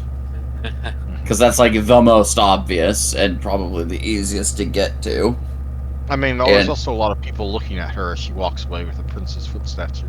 Yeah, but it's Olivia. She's clearly got something that is, like, from the Prince's Chambers that I've seen several times, and it's like, I will let you know the reason why she's so fucking excited about it. It's not because it's the foot statue, it's because now she collected something that was the prince's. I know, right? That's what I'm more like, as a player, like, nice. Oh, yeah. The prince was nice to you. That is an achievement for an Amalkavian, I think. So, that's just my current take on it. But yeah, no, so he'll head over to Olivia first and go, where you going with the foot? I got it from the prince. I'm gonna put it somewhere where I can admire it. In a non-creepy way. He knows about it, right? Yes, he gave it to me. Hey, look at you. Mm-hmm. Upon first meeting, you were told that, Octavians were kind of, a problem for the prince, and now look at you, making best buddies and getting even gifted stuff. I wouldn't say best buddies, but it was definitely fun to try to entertain him a little bit, even if it was a little, anxiety-inducing. That's good. What are you gonna do with it? You gonna put a sock and a shoe on it? Mm-hmm, mm-hmm. I'm gonna see how many socks it can hold. Yeah, you might have to go through several of the sizes, but I'm sure you'll figure that out. Big and tall, like the kind maybe for Shaquille O'Neal, whatever he wears. What exactly is going on with Ashley and Pius? Seems Pius got mobbed by his family again.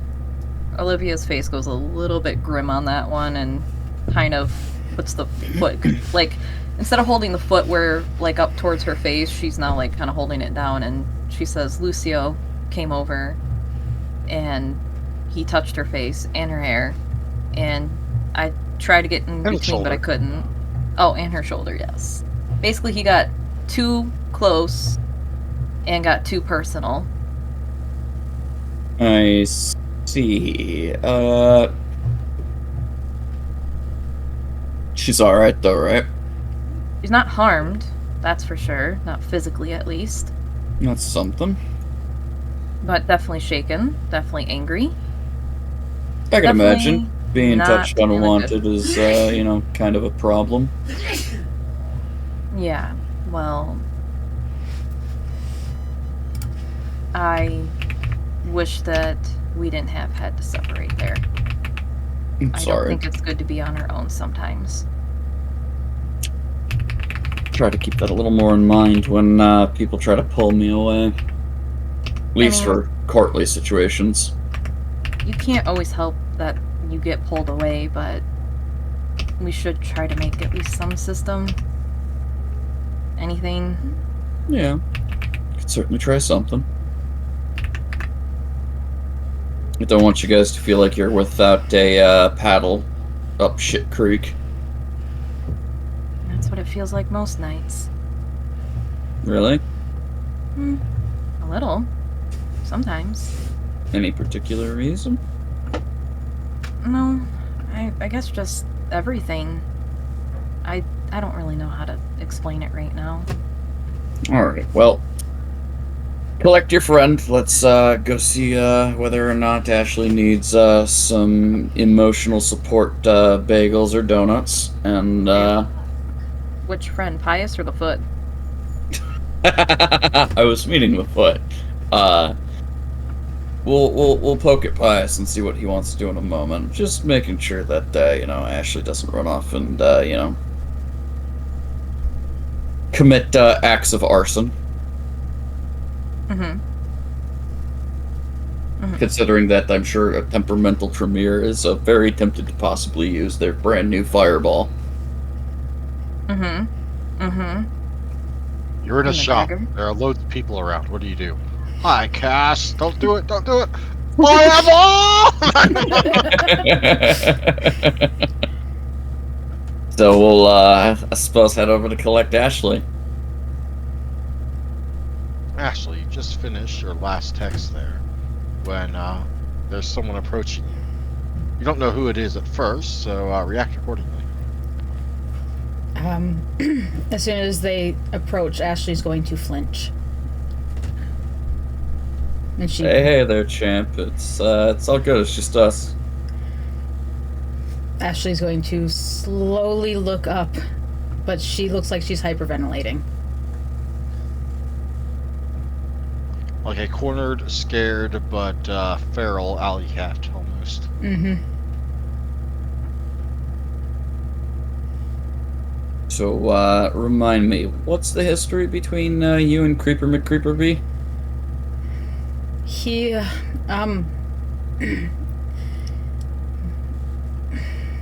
my, mother is Giovanni.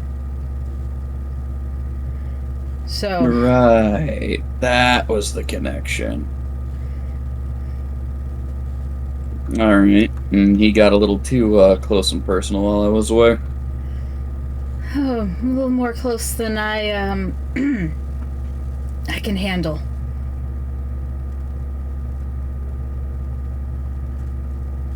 As much as most kindred are relative monsters, do understand that there are just as many monsters in here that, would probably not take well to a bigger display, so you are in relative safety here.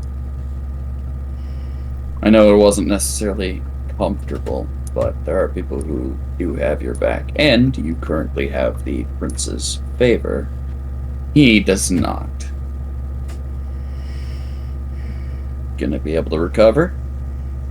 Logically, I will be fine, but I need to get out of here. I'm just waiting for Thorn to come and find me. Is your sire actually coming to pick you up then, or? Within the hour. Until then, I am to be a good Tremere. Got some sort of assignment you gotta actually do here in court? Because it's just kind of open for him. You can take off whenever you like if that fits your fancy. It is best I do not be alone right now. I won't do Yeah, anything stupid to people, maybe to myself, but not to others. This is... No, that's fine. That's fair. I'm mostly just taking the temperature of, Olivia, you got anything else you want to do while we're here at court? No, I'd rather just get out of court, to be honest. Okay. Well, how about this? Let's go collect Pius and see what he's up to. And, then after that, we can head on back to the bagel for a time being, and if you want your sire to pick you up from there, by all his power. But, it'll at least get us out of the court scene, so you don't have to get the uncomfortable stares, and I get to start making some calls anyway. That is fine with me. Indeed.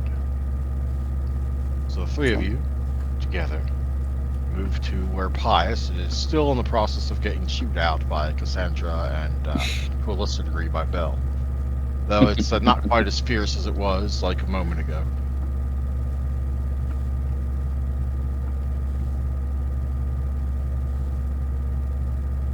So how's the family gathering?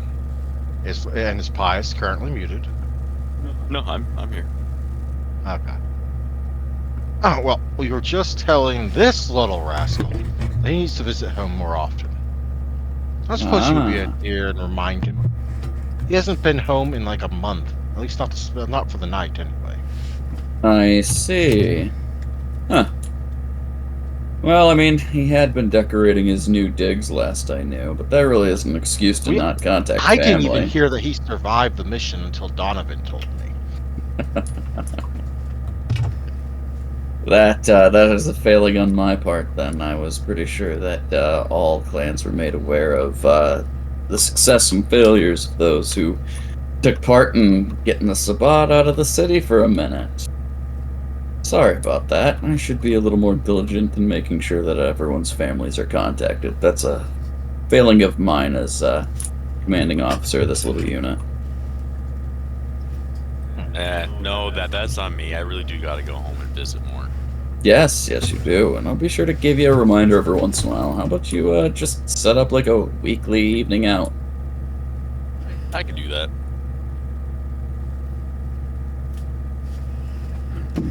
It'll be nice to get a break from everything that I'm doing at the moment. Goodness, what are you gonna do? You're gonna lose yourself, darling. Putting yourself through so much. Now that's something I won't do. And he smiles again. I'll see to it. This time, try to remember to keep mum about things you should keep mum about. And he nods really fast. I swear, Donovan will be upset with you if certain things get around. In any case, it's neither here nor there. Alvin doesn't say anything, but just kind of gives a knowing grin.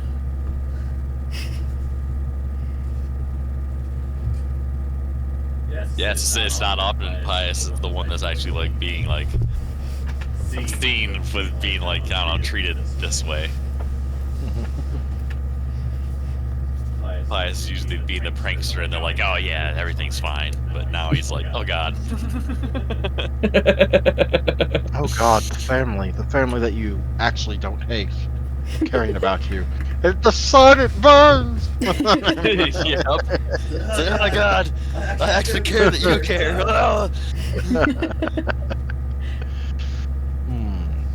Y'all are goofballs. But in any case, even if he is... Alright, you were going to ask him what his plans for the evening were, right?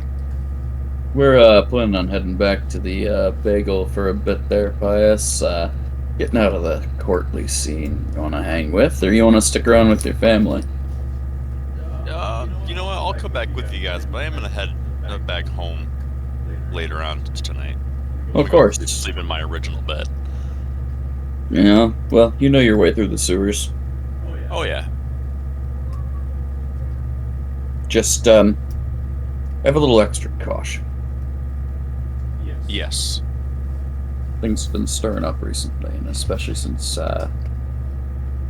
we've been seen together. Don't want anybody to, have any particular issues just because of affiliations. He'll kind of give a knowing look to Cassandra, just to kind of, like, give her that little tip-off, too. Hey, Pius, actually, no, he's gonna wait to say some of that. That's for later. Maybe next session.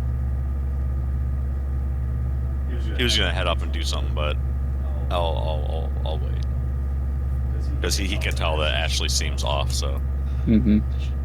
He is gonna kind of, look to the rest of the party and, go, you guys want to head down to the car real quick? I'll be right down. I'm just gonna ask, Sandra and Donovan a thing or two, real quick. Alright, I'll chaperone the girls. Come on. And he puts his arm around both around Olivia's shoulder and, gestures for Ashley to go ahead. I won't be a minute behind. Just a quick moment. He He was follows gonna put his Pius. hand. Yeah, he was gonna put his hand on Ashley, but he could feel the tension. Mm-hmm. Actually, it's very much no touchy right now. Yes. No touch. Yep, he can sense it. You're gonna throw her off her groove. I'm sorry, but you threw off this groove. Oh, Deborah's groove. Sorry! That's exactly what Ashley wants to do with Lucio. Just chuck him out the fucking window. Okay, so What is it that you wish to talk to the Primogen of the Nosferatu and Cassandra about? I got two pieces of business I kind of want to chat with you both about. Especially concerning the fact that Pius is part of my coterie. I'd like to make sure that the bagel is well equipped for Nosferatu-friendly accommodations, considering I plan to turn it into a little bit of an information haven and a internet cafe. I know I kind of poked about this the last time the big gathering came down, but I just want to bring it back up since we've got permits to start doing some building. It's my understanding, kiddo, you already had, like, a proper door in the sewer entrance.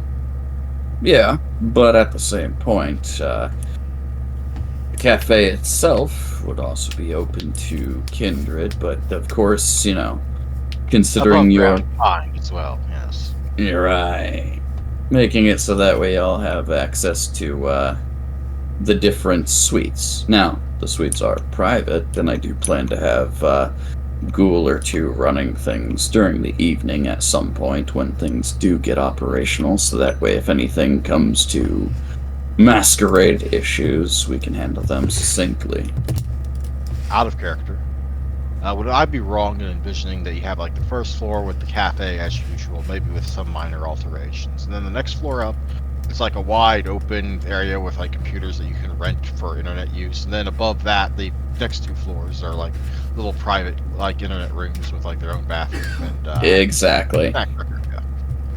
Exactly. So you got the open room, where most people are going to go when they just want to rent internet use. Then you got the room above that when people want to just get together with friends to watch movies, or look at things on the internet that they don't want people seeing over their shoulders. Or do work as journalists, because that's kind of the entire point, is to bring people who want to get the news and bring it to Alvin. Clientele, Yeah, what better way to collect the information? That's awesome. That is so smart. So, but that being living in said, the day and age where newspapers are still a thing. Yep. That said, the second bit of information, or business that I wanted to bring to is more of a curiosity and maybe some possible digging. I'd like to know about as much as you know about Adam Longwell on the down low, if you'd be inclined. We were willing to work out a dealing of sort. What's the timetable you'd be looking at? I mean, hypothetically. Sooner the better, but I've got a little bit of time. I can't just, Yeah, I can put together all sorts of files. I can tell you his preferred blood type. I can tell you where all 3 of his main havens are and the 2 secret ones that he thinks are secret, but aren't. Let's just say that I need to make sure he understands that he should not be dipping into business that he's not wanted in. A way to send a message without actually doing anything that can be construed as rule breaking.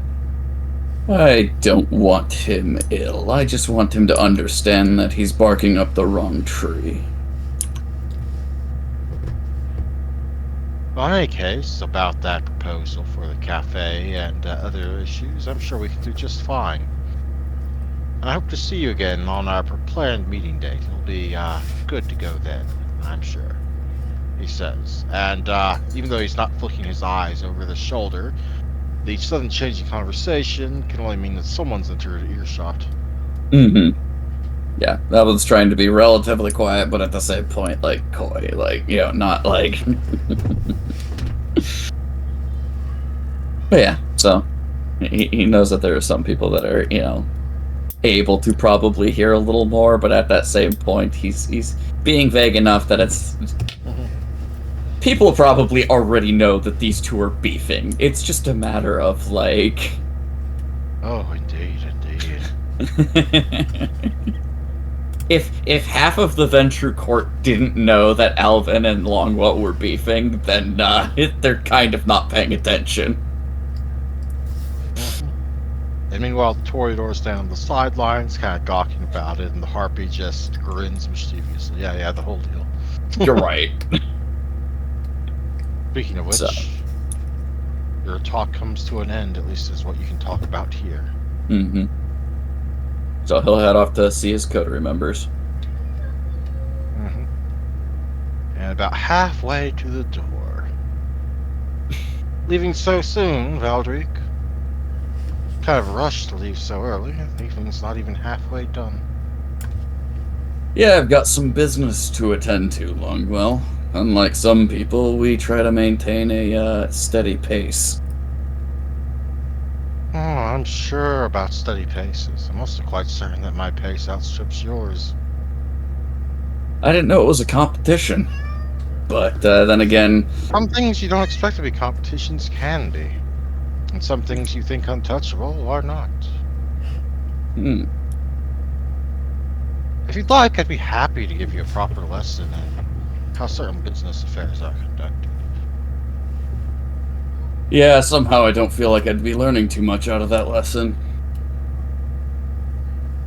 And I'll have you know that perhaps you might ought to consider learning. I might need to, and as he is saying this, stuck as you are in your exchange, silent or not, you do in fact readily notice the sudden wave of silence brought about as other nearby conversations drift to a halt, before resuming his excited murmurings, the sound of firm, sure footsteps. And what sounds somehow like well-polished shoes, matching the tapping of a cane that there only for decoration, before stopping nearby. And a glance reveals the familiar face of Leon Maxwell. Pardon the intrusion, gentlemen. But there is something I absolutely must discuss with someone of import. And Longwell will say, I'm afraid, only for Leon to cut him off the primogen, his primogen, first with a silent nudging of his cane as if to push him away, and then verbally with, No, I'm afraid I meant someone actually of value and influence, not you. Easy mistake, I'm sure. Might I have a moment of your time, Mr. Valdric? Damn. Certainly, Mr. Maxwell. God damn. Can't hold up my coterie members too long, but for you, I have a minute. Wonderful. I'll try not to take too much of your time. Understand it's quite valuable lately. Meanwhile, in the court, this interaction did not go unseen. The prince and the seneschal from across the room, where they are involved in discussion with other members of the Seattle Camarilla, take note. The Harpy most definitely among them with an absolutely jubilant grin. And either way, you leave the room to sounds of murmurs, whispers, and more than a few pointed fingers. Hope I wasn't interrupting too much there, but it looked like someone was getting too big for their britches. That's a fair assessment of the situation. Well, I had this whole entry all planned up. Made sure I didn't tell anyone I was back and awake again. Figured I'd do the little surprise, do the factor of maximum impact, but, well, rubbing someone's face in their own shit seemed more amusing. I was certainly laughing, mentally. Sometimes we have to satisfy ourselves with such. In any case, I have caught myself up on your bookkeeping, and certain other things left behind. I wish we could take more action on them, but I have at least verified them. Well, I also happen to have my own cache of Your information actions. if you so want it. So, I was going to settle things a little more diplomatically prior, but now that certain cards are being flipped, if you want that entire cache of info, it's all yours. wonderful. I'd be happy to take it, but of course, I'm not here to talk about possible future gains from you to me, but from me to you. As I've already mentioned, I plan on registering with the Harpy a boon node, as is proper. But I don't think that's quite enough, considering, well, I'm still getting caught up on a few things, but the work you've done in my absence, man.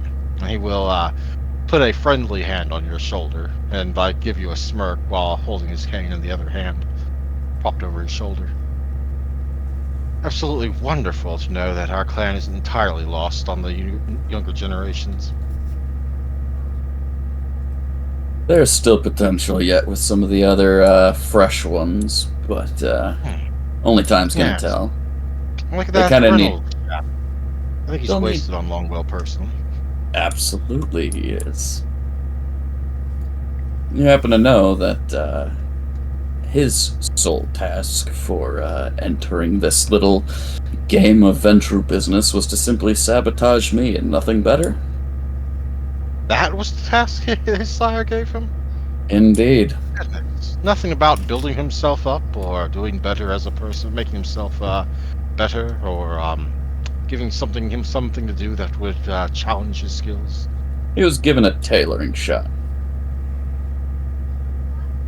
Well, I mean, the tailor shop, as I understand, is something of his hobby. Which is a great But, hobby. But again, it's something he's already proficient at. It's nothing to give him room to grow or to actually make something of himself here in the city. Either way, I believe we have gotten off topic again. My I had apologies. an idea, possibly, what you might be partial to. See, the way I hear it, you have been largely living out of your current business establishment, which you are working on growing, though I do apologize for the time that must have taken away from doing that to handle my affairs. That would be correct, yes. I operate out of the Bagel on the regular, and that is also my residential at this time. How would you like a place of your own, not too far removed? An interesting proposition. You see, back when I first gave Philia the embrace, I did have a haven of her own prepared for her future use, but unfortunately I made the mistake of not taking into account her personal taste, and while I never actually showed it to her, I learned through our interactions afterwards that it would probably be a, not what she was looking for. A bit too, she prefers things a bit more Spartan than I originally anticipated. In any case, that does in fact leave a rather overly large penthouse suite in an apartment tower not too far from you, maybe 2 blocks from the Bagel. Sort of thing the upper class kids stay in when they're going to university. I had about half of the upper floor knocked down and remade into one suite, so to speak. Interesting. Something to And also since she's overlook not the using area. It does also overlook the area. And since she's not using it, and I'm not using it, and I know for a fact that it does seem like you have some sort of rocky go-between between yourself and your sire, who's thankfully not here this evening, that perhaps you might enjoy if something was signed over under another name to another name, which actually means you. Well, that can't be traced back to you. Would be a great benefit, all things considered. Wonderful. That means I can give you this.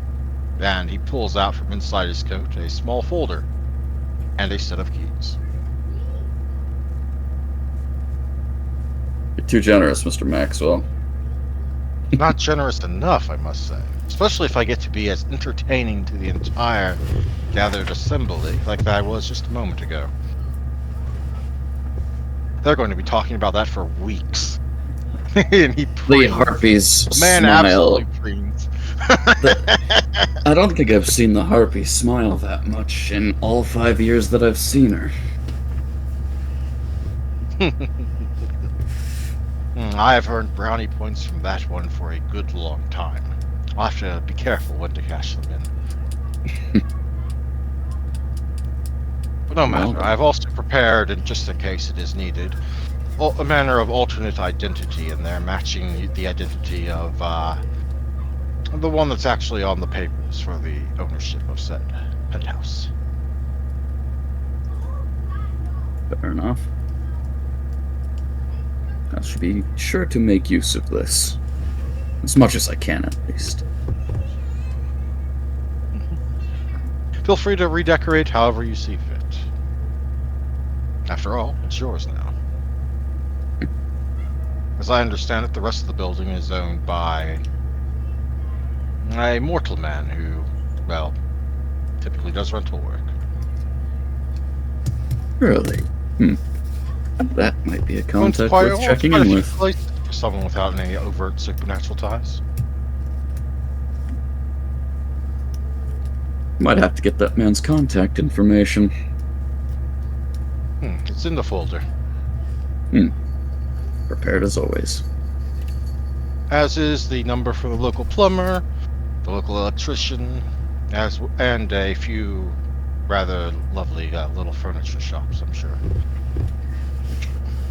It's almost like you're also handing me connections that I could use in order for the retrofit of the bagel. I would have given you a construction company, but I've got a for lead this on that car lot, one. you already know it. I do have a lead on that one. And if there's anything you ever need from outside the city, don't hesitate to call.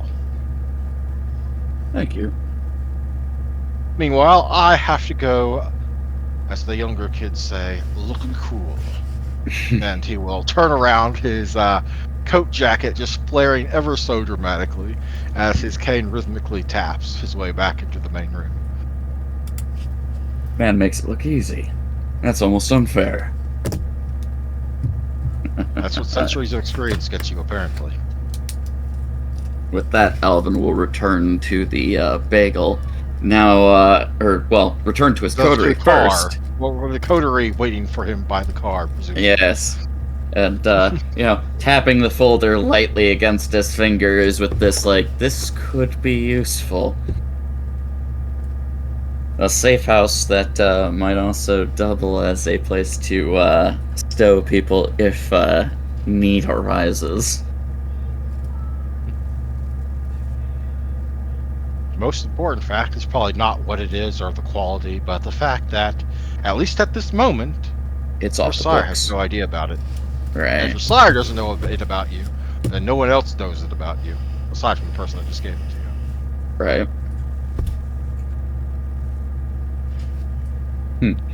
Yeah, he'll return to the coterie, though. And how does he find the coterie? Slash looks at the trio. I'm gonna head to the car.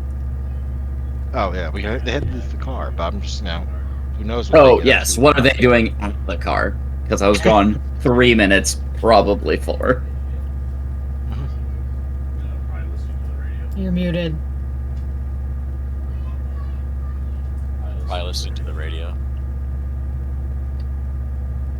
There's Just letting Ashley like vibe out. there are some rock cassette tapes in there. Did you actually give him the car keys?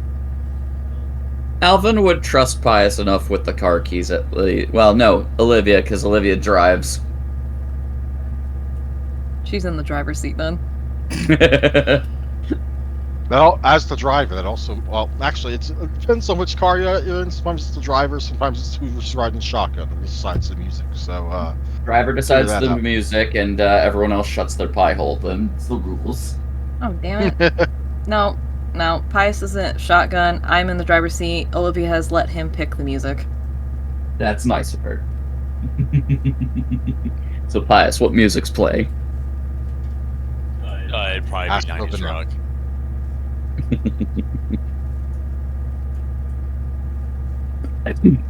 They're just trying. Well, at least we're trying to give Ashley space. Yeah. Ashley is Yep. definitely sitting in the back seat, squished up to the window, just staring out. Clutching a crow bag, perhaps. Yep. She's definitely white knuckling right now. Alvin will kind of sidle up to the car, kind of knock on the window a little bit. Ashley will jolt a little bit at that, but the others are fine. Yeah, Pius will look up and lean over and open the door for him. You three You doing all open right your in door here? for him, because you're in the passenger seat, and Olivia's in the front seat, and Ashley's in the back seat. So the only door you can open is the passenger shotgun seat. Okay. No, he reaches behind him then. I've done that. Oh, okay. Opening doors. It's not fun, but I've done it. I stand corrected. Sorry for interrupting. You three doing all right? Olivia's just gonna kind of nod towards Ashley. You know, it's, you know, not that, like, almost kind of like saying, well, she's not doing good, so. Then do you want to head to the bagel, or do you want to head and grab a bite on the way? You talking to Ashley, or who are you talking to? You gotta specify. All three. I think Olivia's gonna look at Ashley and see if what she wants to do. We should go get ice cream cones and then throw them at people as we drive to the bagel. Food. You know, there's also a couple of late night bookshops that are open. That too. Actually, do you think we might be able to take her back to the Chantry? She's really not looking good, and I don't think a night out is really gonna take all of that away. I was just going under the assumption she didn't want to be alone tonight. I think being in the Chantry would be safer. Maybe. I don't know. I can't really speak for her, but she doesn't look like she's gonna want an outing.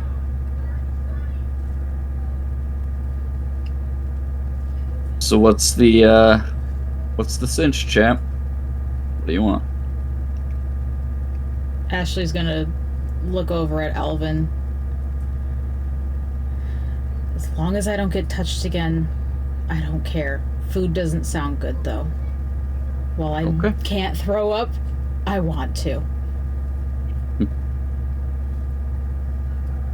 So bagel or chantry? Bagel. Thorn's on Okay. his way.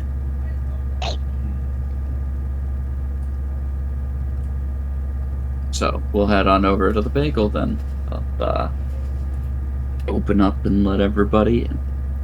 Olivia's locking the driver door so you can't get in. You sit in the back, ho. Olivia, come on, it's my car. But I can drive too, and I'm already here. And Pius was so nice enough to open the door for you. You're right. You're right. But if you chip the paint, I'm not gonna chip the paint. I know how to drive. Sort of. Chaotically. Probably know how to drive better than he does. Oh, she probably does over the table, but Alvin's only seen her on a motorbike, and like, he knows he can drive the pink car, but he's not sure that the pink car is necessarily all together. But he'll concede. You He'll let her accusing drive. her of wrecking her mom's baby? Goodness. I would die. No, I was accusing Lyra of probably missing some parts in that vehicle. Oh.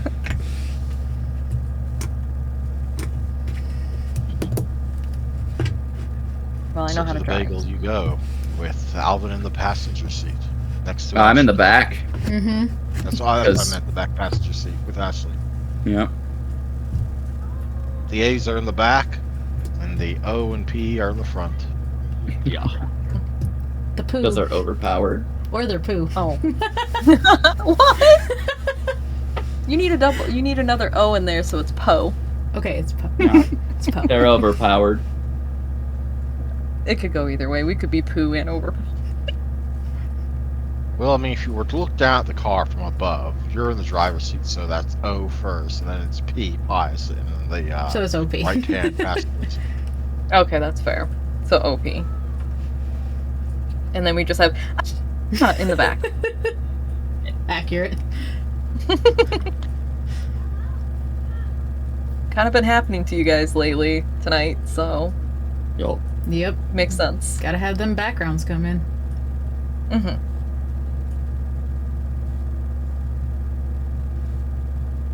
ice cream.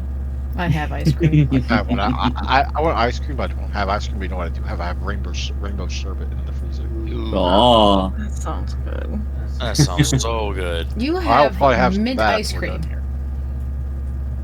You can have ice cream. Ew, man. I have Gross. Blue Moon and mint. I have mooberry, which is like 3 different berries put together. It's so good. yeah, got that me was that one time. okay. Yeah, Is that's blackberry pretty in good. there? I think so. It's like, It was okay. It wasn't that crazy. it's purple. I want I like blackberry. it. I once had a blackberry malt once. It was amazing. Mm.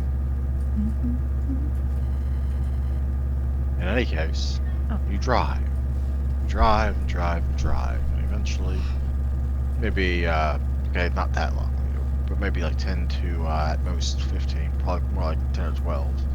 The streets are mostly empty. Minutes later, you will arrive at the Daily Bagel.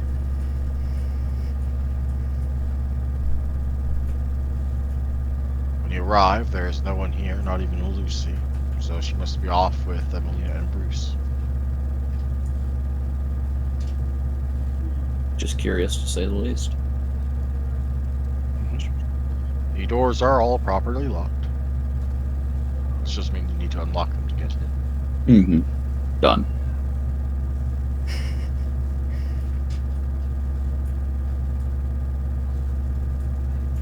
The endless sea of mist that typically accompanies nighttime in Seattle is picking up into a downpour.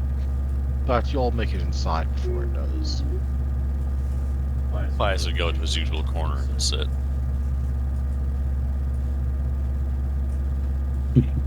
Ashley's not going to know what to do with herself. She's just going to kind of stand there. Yeah. She'll probably pull out a couple of photos and just stare at them. Yeah. What's a dead mother to do? What's Olivia up to? I have no idea. You've got your foot, I do have my foot. and we've got several tables, benches, and otherwise. Where does she settle in during this? Probably across from Ashley. Anybody want a coffee? Ooh, I'll have a coffee. All right. Last Well, coffee you made for one of them got tossed on a wall. Alvin will still go ahead and Can I take a just- moment to get a pot going. Can I just have a cup of cream cheese? Sure. Pius would then notice this foot that Olivia is holding because he has not seen it yet, even when he was in the car. And he would gasp and go, "Whoa! That's a big ass foot! But you can fit like 50 socks on that goddamn thing." I'm hoping. Yeah, we're gonna find out. Oh yeah, it's gonna be so cool. And Pius is now back on the floor trying to rip his socks off. Alas, as you try and presumably fit those socks over the foot, you end up tearing them instead because they are too small for that foot, even when Yeah. with structures. No. Alright, so we need bigger feet. Like I said, you need some Shaquille O'Neal sized socks. Two Walmarts. They won't have that at Walmart. They barely have my 12 to 16. Now the challenge is to find the sock that fits the. The Cinderella story begins. Mm-hmm. You need to find wherever the big basketball players all get their stuff at. Ooh, I bet you Alvin Sayers feet Yeah. would fit him. I'm gonna find. Oh my god. You're really Wow. shaping them up to be this like uber. I'm going. You know what? We're Pius or Dave. We're gonna have to try to get him to give us a sock. That'd be hilarious. Did Pius hint a quick chuckle from Ashley? She didn't laugh. Well, okay. She's looking over at you guys while holding like the photos in her hand, but she's not smiling. She's distant. Like she's there, but she's not registering properly. Pius doesn't get it. He knows that you're like all like in your feels, but he doesn't. He doesn't understand that. Your humanity 4. Yeah, no, like you got No, not touched, really. big what?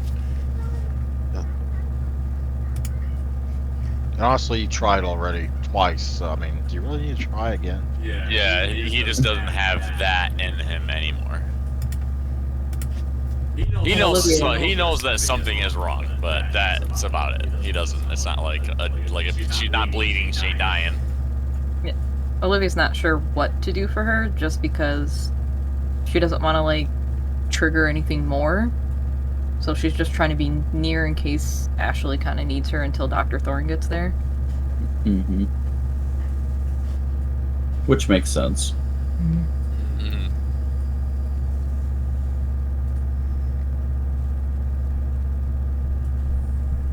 Did I get that cup of cream cheese yet, Alvin? Yeah, Alvin's brought it over. Can I have a cup of sugar? Sure. We'll plop a cup of Where's this sugar in front going? of you. Nice. This is going somewhere, guys. Can I also have a spoon? If you Yeah. give a mouse a cookie, damn it. I mean, here's the thing, like, the cream cheese came with a spoon, only because of the fact that, like, how else would you use it? Well, I never asked for a spoon, so I didn't think you would give me one. He'd give you an implement to eat with. You doubt the know. dead mother that like that? Goodness. I do. Yeah, I must be losing my image. You guys want to see me do the Mrs. Doubtfire? Wait, was that movie even out? You might be able to. You might be able to get that one. I think that's a 93. Yep, 1993 film. Damn, I'm good. Yeah, That's sweet. Yep, Mrs. Doubtfire was 1993. Help us on the way, dear. She's not gonna do this, but she just wants to eat it. It used to be her favorite, like, one of her favorite things to eat is just cream cheese with sugar in it.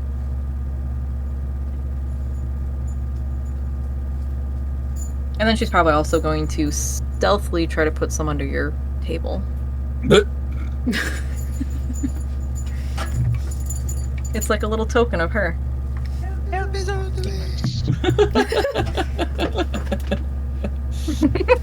Jeez. Alright. No.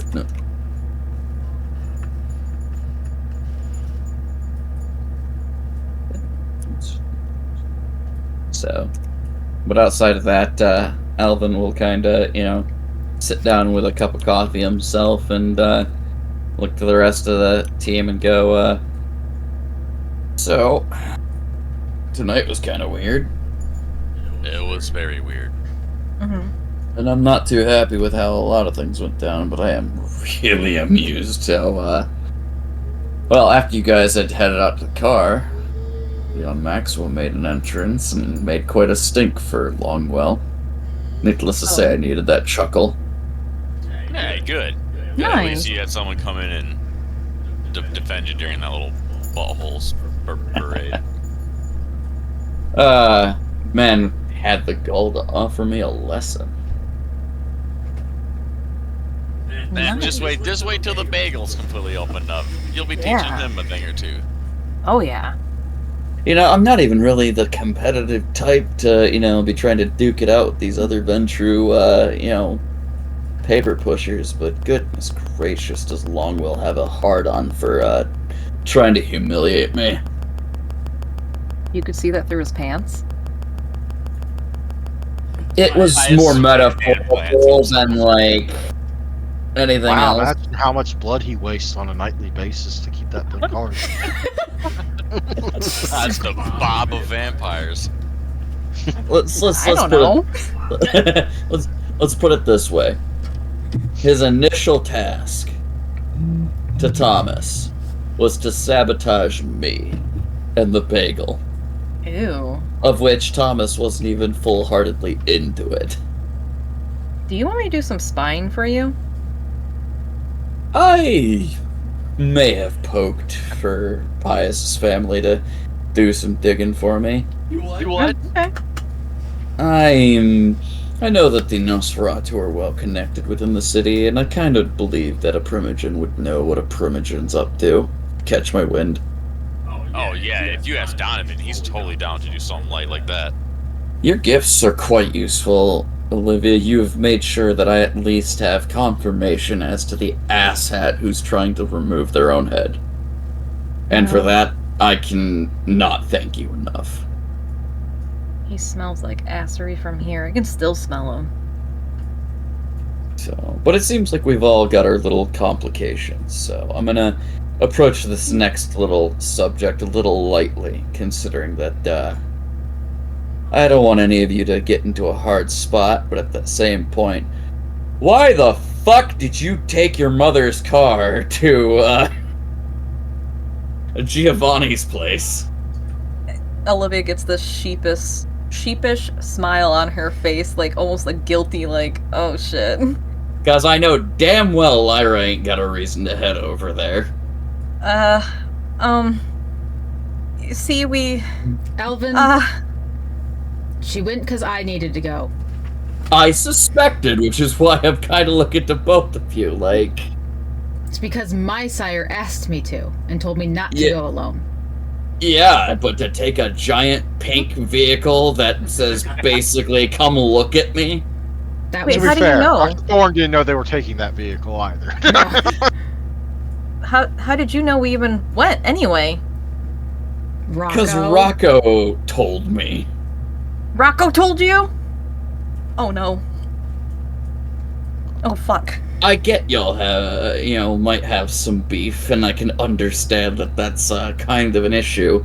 But now you're really sent off some warning flags, and I don't want Rocco to get dragged into a mess. I was just trying to help. I hear you. I wasn't trying to get him in trouble. Now, normally I wouldn't say anything of what he said to me, but considering the fact that he's looking for whoever decided to show up, I feel kind of obligated to make a mention of something. I told you before that if Rocco becomes an issue, I'd handle it.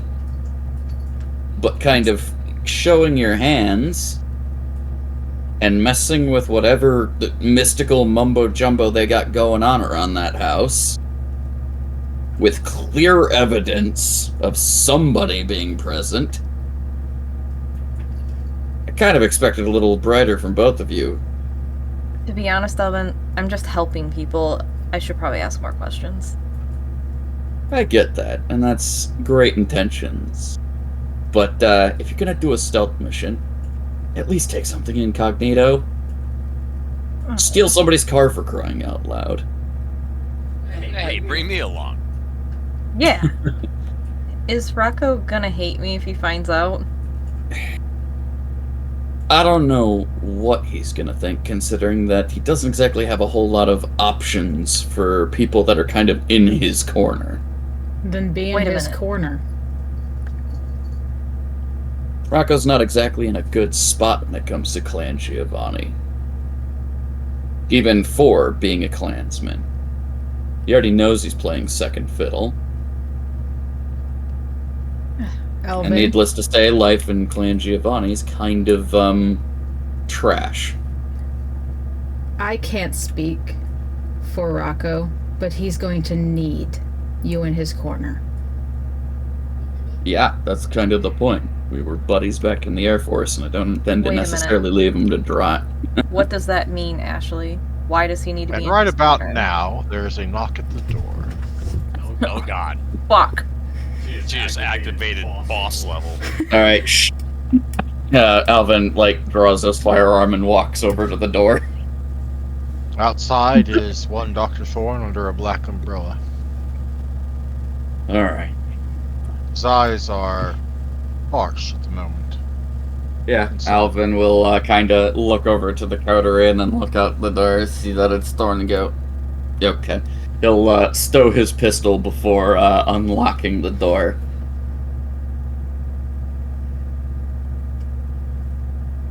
He'll open it politely, but, kind of give Thorne an appraising glance.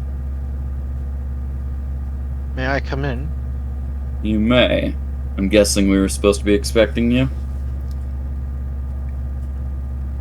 You are, yes. As Ashley never actually told Alvin that Thorne was coming to pick her up yet. could have sworn she did. Oh well. I don't remember it, but I could also be blanking, so that could be on me.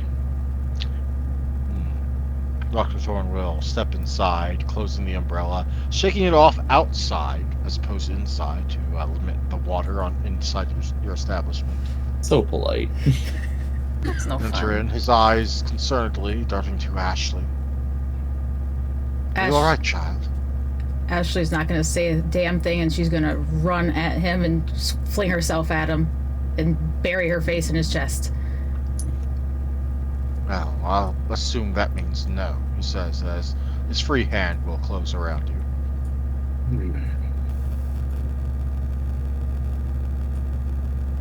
Come.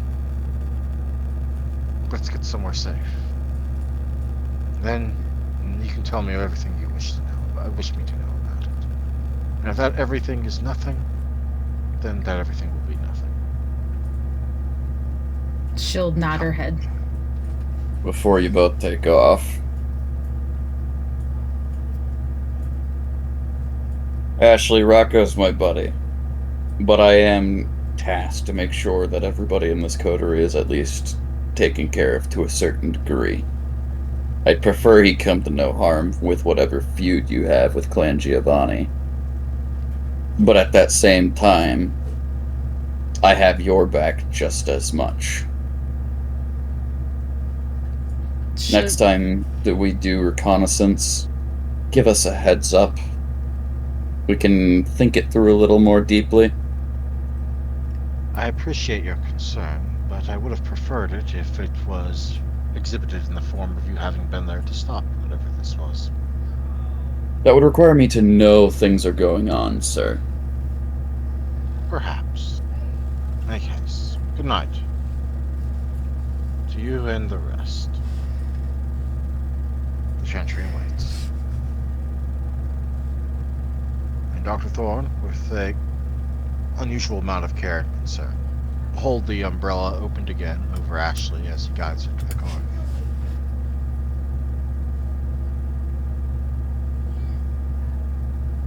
And then there were three. As Alvin locks that door, he'll kind of look to the other two and it's like, did anyone else get an odd feeling like he might have been grooming her? Yeah, that was pretty weird. No. I felt like that was a little accusatory considering that Ashley doesn't exactly talk about her business all that often. Yes. Out of Like- character, I totally didn't intend for it to be that way, but I'm sorry. Well, you pulled it off. Yeah, well, Dr. Thorne, I tried to roleplay Dr. Thorne because he was kind of caught off guard by her practically flinging herself at him because that's not usual Ashley behavior. It is not. So, you know. It's not, but that's also why Alvin was like, does anyone feel weird about that? Kinda. We know. Olivia, I No, do no. appreciate how much you are looking to help everyone. But, that I knew said, there's a fucking butt. It's not even your sire's. it's not, but it's one of those things of like, you may want to tell Lyra. Yeah. Actually, I'm probably gonna go and redo her whole car when she's not looking. But Oh, that's going to get you murderified. hear me out. They're trying to figure something out. Make it look like they found, had some odd fascination. I'll talk to Lyra. They're I'll let her know currently what's happening. in worry mode, but no evidence mode. Well, Beyond recognizable car. It's just, the car's been found out at this point, and everybody in the damn city knows that's Well- Lyra's car. I already have the foot statue. Can I just say that we really wanted the statue outside the home, but we realized we can't fit it in the car? That might pass off and might work, but again, Just apologize. talk with Lyra. Don't say too much, and don't say where you got this information from. We're trying not to get Rocco into too much trouble. Yes. I don't- Yes, I thought. I don't want to get Rocco in trouble. I don't want to get anyone in trouble. I just want to help. And you are. And if people were more straightforward with me, then maybe this wouldn't go wrong. Yeah, agreed. And if I were aware of some things too, I would possibly be able to at least give some advisory, to some of the shenanigans people want to get into. Looks over to Pius. Yeah. Oh, don't think I forgot about what you said earlier, but on top of that, all of your little, minion making recently. Hey, Now that's you're that's gonna become useful. I'm sure it will. Again, superpowers. We've talked about this. But, you've been a bit distant recently, and even your parents are, pissed. Yeah, I know. That's gonna change.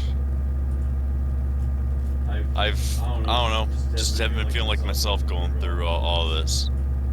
Which means that you gotta stop by a little more often. Guess what? You're getting your new digs decorated. And I might be able to be getting some new digs soon myself. And I'm gonna die. No, you're not. Olivia's gonna... Huh? No, you're not. Why would you die? What did you do? I used Lyra's car for that. Yeah, and I'm sure that she'll probably have some, a better take on it. I don't think you're gonna get, crucified the moment you walk in the door. I don't know. She might think it was funny. I haven't really fucked up yet. This seems kind of like a fuck up. Like, hey, you're grounded now. Please go clean the dishes. Oh, And don't forget to put the trash on the ground. I don't think the trash goes on the ground, though. Oh, well, beats me. I don't know how to dust.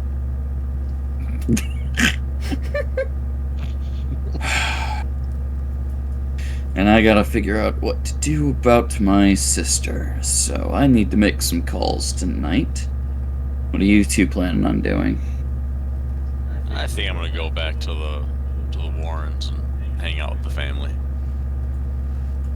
I think after I take my beating, I might go back to the catacombs. Did mention that, sure you're not gonna... Oh, by beating, you mean by going and talking to Lyra. Yeah, hey, you were out late, so now I beat you with a belt. I don't know how this works, okay? I don't get how kindreds get punished. That is a good question. I haven't quite figured that out, except for solitude and disgruntled, elders now giving you bad karma in court. Oh, I can handle being, solitude. I've done that throughout my whole life. Not a whole lot of family to go hang back with? No, that's not what I mean. I used to be in and out of asylums, so. Oh, man, you must have met a lot of people. I meet a lot of people every day, Pius. That's cool. That's definitely new. We'll have to unpack that one at some point. Yeah, I don't think it's the night. Everyone's been having a really bad night, and I really do. There are a few hours left in the night, and while Pius does have to be back at the Warrens tonight, because he promised, that still leaves you a few hours to do something. You know what I'm smelling? Movie night. Ooh. It's time for a movie night. Movie night, and then beating, and then praying. Well, I do need to be making some calls, and Alvin, while he loves his movies, needs to make sure Allison is secured tonight. I mean, I could astral project over there. Really? I have been to her dorm. Would you be willing to do that? It would give me some peace of mind to at least know that at the moment she's okay. Yeah, I would definitely do that, but I would ask that you at least can I put my body in your office for safekeeping? We can go downstairs and you can chill out on the couch if you want. I'll hang around. Well, I just figured if someone stumbles downstairs for some reason, I'd just be hidden in your office. Yeah, no one's allowed downstairs unless they are part of staff anyway. Oh, okay, I didn't know that. Yep, that's just the kindred area. Lucy's allowed down there only because of the fact that she's a ghoul. And, well, we get Joshua to fix things up, but they know their point of no return. Well, just say the word and I'll be ready. Yeah, we can head downstairs. You hanging around for that at least, Bias, or you plan on taking off earlier? I'll hang around and wait. I want to see this. Alright then. Oh, So, put yourself downstairs. I can't.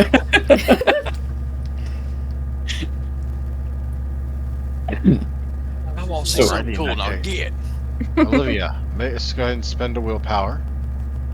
And make me a perception awareness roll. Difficulty. Should probably be an 8, but I'll give you a 7 on this one. Perception awareness. You said 7.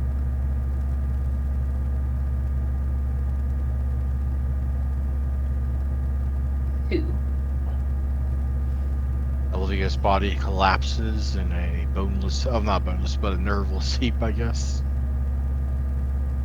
And Olivia, you find yourself in the dorm of one Allison Weldrick. Awesome. Or at least your presence in the dorm room of one Allison Renee Weldrick. Who is currently in a state of largely undress.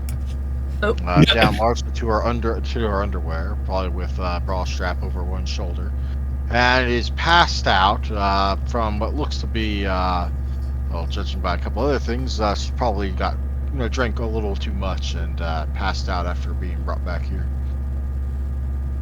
Okay. Her roommate is trying to listen to music with their headphones apparently turned up real loud to cover the sound of Allison's drunken snoring.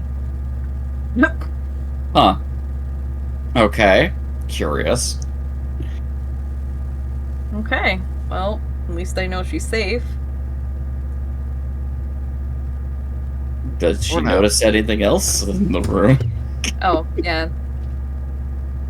Anything else in the room that's like off, or is it just dormy? Roll me a perception alertness check.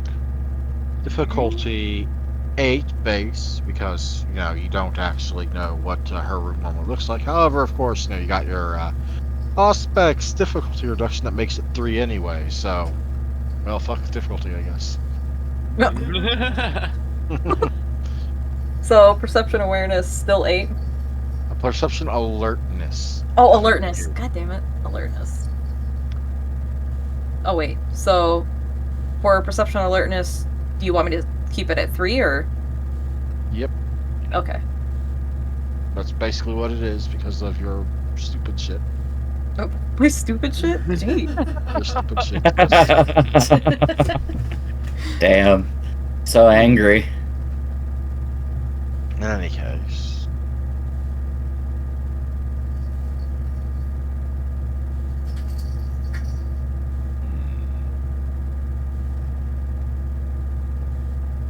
Actually, yes, it does seem to be something rather shiny, kind of sloppily tossed onto her, what's the term, the corner table?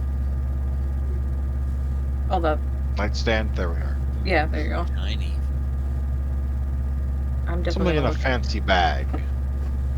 Seems almost like inside it seems to be, like, peeking out a little bit is what appears to be some sort of jewelry box. Something nice from somewhere fancy, probably.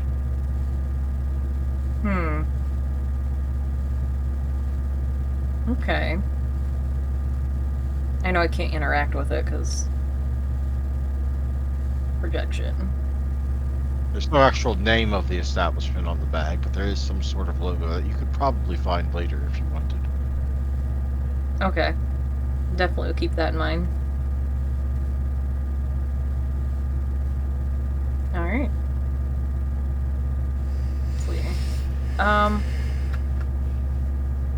I guess that's it then.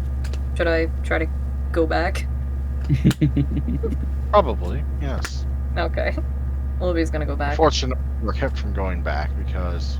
No, I'm just kidding. You go I back. was gonna say, motherfucker. Okay, Olivia's out for next session. I'll see you guys crap. later.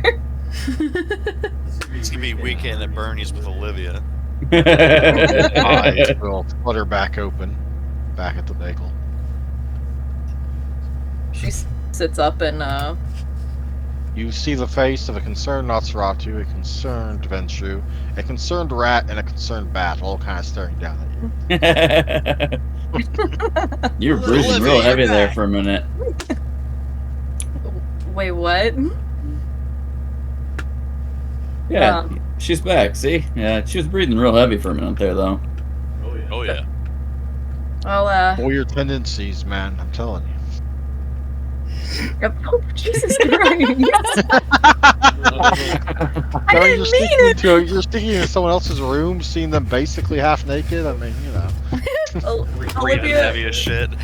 so Olivia pops up and she goes, I didn't mean it, Alvin, I didn't mean it, I didn't mean it. What do you mean you didn't mean it? I didn't mean to see her in her underwear. Oh. It's the middle of the night, Olivia. What do you expect people are gonna be like? She's a country girl, at least at heart. Like, we don't sleep all that much in like full clothing or jammas or anything like that. Yeah, well, I get that. Well, now I do, I guess. Nice knowing you. But, I just want you to know I didn't mean it. I was not looking. Though, she's fine. A little drunk. That's college. She also... A lot Okay, drunk. a lot drunk, you're right. A lot drunk. I didn't want to tell you, but she kind of went... Whoop. But, her friend was taking care of her. Tucking her in. Oh, really? And also, there was a jewelry bag. There's no name on it, but there's a symbol, and if I see it, I can tell you, but it was really nice, and that's kind of weird. Not because she has it. I mean, I don't know who gave it to her. I mean, she is studying for law school, and image is kind of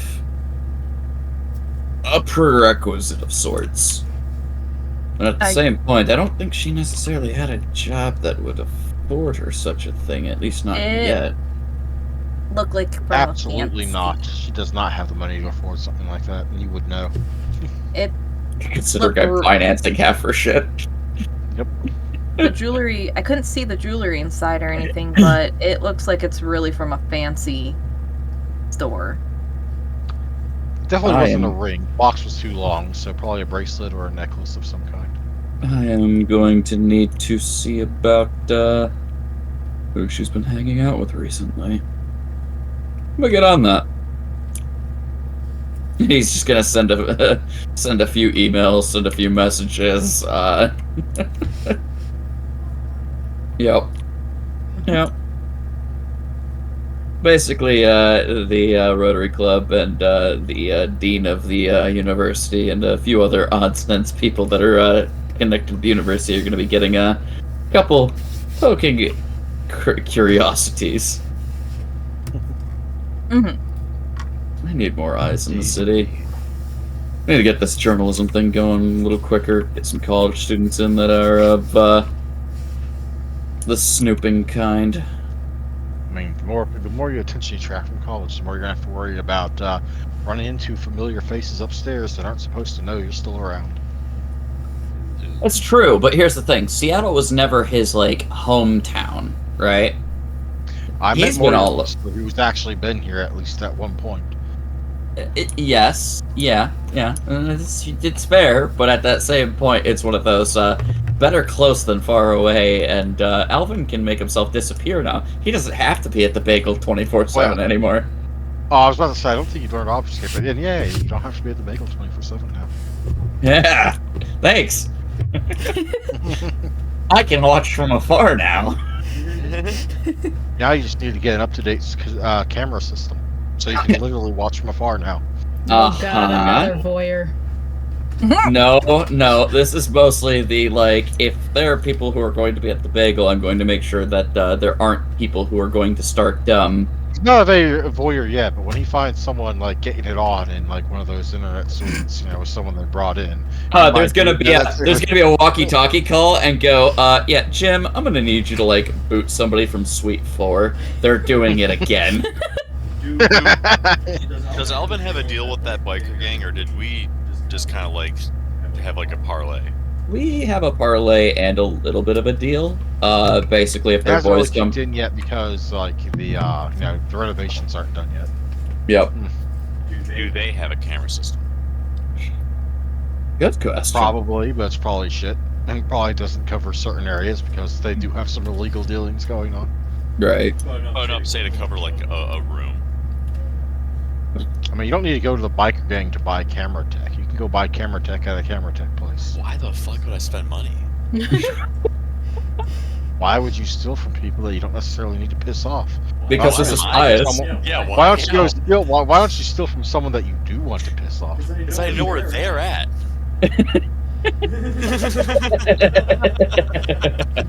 I see what bias is going for. Why don't you go? Dad, rob why some would I place want to that go to a does? place that doesn't have it, and I don't know if they have it, when I could go to a place where they do have it, and I know they have it? Exactly. This will end about as well as your attempt to steal a freaking thing from a police car and then break a friend's computer to get it working. And look what happened. We have a functional police radio now. You don't. You abandoned it. Yeah, that's true. Alvin has a new police scanner. Kyle has it. Kyle has it. But Yeah. because Kyle is Alvin's, Alvin has it. Actually, that is a point, though, is that since that is around and we do have that at the bagel and Kyle does kind of tinker with it from time to time, I do want to start catching, like, any kind of police reports or weird shit going on that, comes up on the register. So. And it's even useful in the future. Alright. In any Looks like case, we're getting a camera system, guys. I'm In any just playing. case, that the night is drawing to a close. I believe Pius has to go back to the Warrens, but what is Olivia going to do? Would you like me to drive you back home? Well, I have my bike here. I drove here. Okay. Oh man, you want to come down and have a slumber party in my... Oh wait, never mind. You're going back to your family? Yeah, I'm going home. You're going back to the Warrens, and outsiders aren't generally allowed in the Warrens. Yeah, I know. Olivia's gonna go take her beating from Lyra if that comes to fruition, and if Perhaps there's tomorrow time, night. yeah, We should do that tonight. That'd be funny. It'd be a nice little No. cap off. 9:20. We're all that cap off would take at least 10 minutes. So, I want you. Because if I give that, I'll have to give a couple other people certain things. And I know there's at least one person that could absolutely go for another 10-15 minutes of stuff. And that means we'll be here for another hour. And, yeah. As much as I've been enjoying this, we really do need to bring it to a close. That's fair. Now, Alvin, what was that about phone calls? Yeah, no, I'm just making sure to be You know what would sending be a out. great extra credit for you to put in? A little bit about Alvin doing some phone calls. I keep game in game. Thank you. Okay. I will go ahead and add that as the 10-15 minute stint that Alva does at the beginning of next game. Okay. I'll add it to the list of things you're doing. Including other things you're not aware of. Because I actually prepared all the way to the point of Awakening's next session, depending on what y'all did. So, Oh man. like I said, I was good to go. Good stuff. Okay, so that brings us to the closing of the evening, which means experience. Obviously, you get your 1, you get the 2 from the role playing. Learning. Olivia, what did Olivia learn tonight? When she overheard Lucio talk to Ashley about her parents, basically where she got her gift, and that the prince is a little approachable depending on, like, obviously the environment and what's going on. She was glad Prince to... allows people to carry away his feet. Yes, very much. Out because it amuses me. Alvin, what did Alvin learn tonight? Honestly, it was kind of a little slip-in, but Alvin's gonna need to poke at some of his coterie members a little bit. In particular, well, Ashley's stuff is kind of up in the forefront at this moment, and Dr. Thorne's gonna need to be made appraised of, like, if, there's gonna be expectations that are levied at Alvin to make sure that things go well, he's gonna need to be a little more in the know. His little thing is more so that Pius hasn't been going home like he should be, at least a couple times, and that he's gonna have to be a little more attentive to what's up with him, especially over possibly phone. But more keenly, the little line that kind of went under the radar for a second there is Alvin didn't know that Olivia was institutionalized. He knew that Malkavians kind of had their stint, but that sounded a little more past tense than just than just recently. So yeah, it was like one of those scars that were so deep into her that like it was just a common. Like, it was just like, oh yeah, I've been to all of these, and it was like, ooh, whoa, that's dark. So Alvin's gonna need to approach that later. He's not sure how, but he's gonna need to approach that later. Demand an inquisition. Yes. Also, by the way, Alvin, go ahead and restore a willpower point for using a dead mother token. Noted. Sure, you used it on something that basically benefited yourself, but all the same, there you go. I mean, it's still under the protection of somebody who I'm supposed to be protecting. Ashley, what did Ashley learn tonight? That shit with Lucio is definitely hitting the fan. And fast. Yeah, that he's. I hope I was suitably creepy. Yes, it worked. As unlike with Dr. Thorne later, that part was intentional. I don't know. Thorne seems like a groomer to me. Well, if he's grooming her for something, it's not what you're thinking. It's for something far more sinister. Oh, God. Yep. Hence the little tidbit, like, Rocco's gonna need a friend soon. In any case, excellent. Pius, what did Pius learn tonight? Pius had a big reality check today. They kind of started noticing more on balance of humanity, and he noticed the little how everyone kind of like hushed him about the necromancy thing. Like he's kind of getting the Yeah, you literally spoke about that in court. Goodness, you're gonna be in so much shit. Yeah. He just the weight of a lot. All it's gonna take is someone not liking y'all enough to that actually overheard that to maybe spill the beans that there's some sort of necromancy afoot that isn't Giovanni in town, and maybe the Nosferatu know about it. Yeah.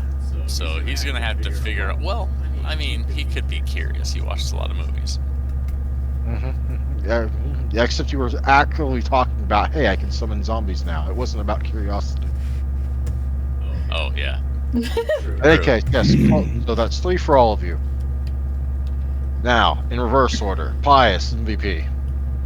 Olivia. Because Why? that was some. Why? Not only was the foot thing cool, but the whole like astral projection stuff. Like she kind of like displayed her gifts today, and they were very resourceful. Apparently, being voyeur is worthy of MVP. Understood. Moving on, Ashley, who's your MVP? Alvin, for all the political fires he had to put out tonight. He had a lot. Alvin was in top form this session. Yes. Which brings us, of course, to the man himself, Alvin, MVP. I gotta give it to Olivia. She's being super helpful, and she's not reaping any of the benefit of it. She's just taking flack, catching strays. I feel bad. She's just trying to help. Oh yeah, she's been super helpful this whole time. I deserve it. No, you don't. Olivia, MVP. It's gonna be Alvin because literally, he does so much. He has so much going on. This poor man. And I know that leaves it Trying a to tie. summon me as a tiebreaker, eh? Yeah. Yeah. Let me get out my set of scales. Like little tokens. Flip a coin. Wait, flip a kitty. You have a kitty at home. No. I do, but they will always land on the same side, so it doesn't matter. Spin a kitty. No. If it lands No. face towards you, then it's Chick Alvin. Yank, come here. I gotta flip you. Don't you dare! You touch my cat, I break your face. Flip a Daniel. If he gets back up afterwards, it's Alvin. Oh, shit. That sounds sleeping. about as rude as trying to flip a cat. You're gonna break that poor man, don't do that. I don't Zero think any of you fuck. can, goodness. Uh, In any That's case, funny. Calming down.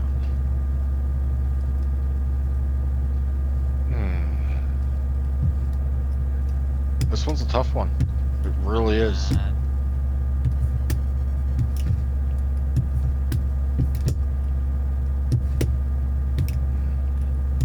What did you personally enjoy more? Yeah. What did you enjoy the most out of this whole What scene gave you the biggest smile between the two? Neither of you. That would be Leon Maxwell. Damn. I was looking forward to that scene this entire time, but no, between either of you. Well, obviously the most joy would be Olivia walking away with a foot, but the most overall enjoyment, I can't lie, I like the conversation between Rocco and Alvin. It goes to Alvin. It does indeed. By the nose, as they say in horse racing. You know, a very photo finish. Yes. I apologize, Olivia, but Alvin will take it for tonight. Fine by me. I don't give a fuck. He's one of the farthest behind, too. Yeah, but He well, is. I mean, he has to rely on MVPs because he doesn't do extra credit for some reason.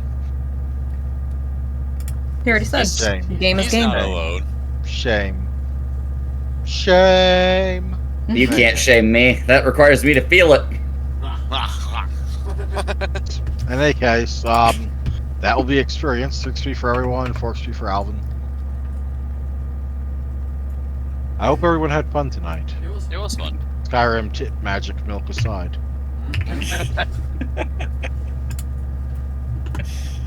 Jeez.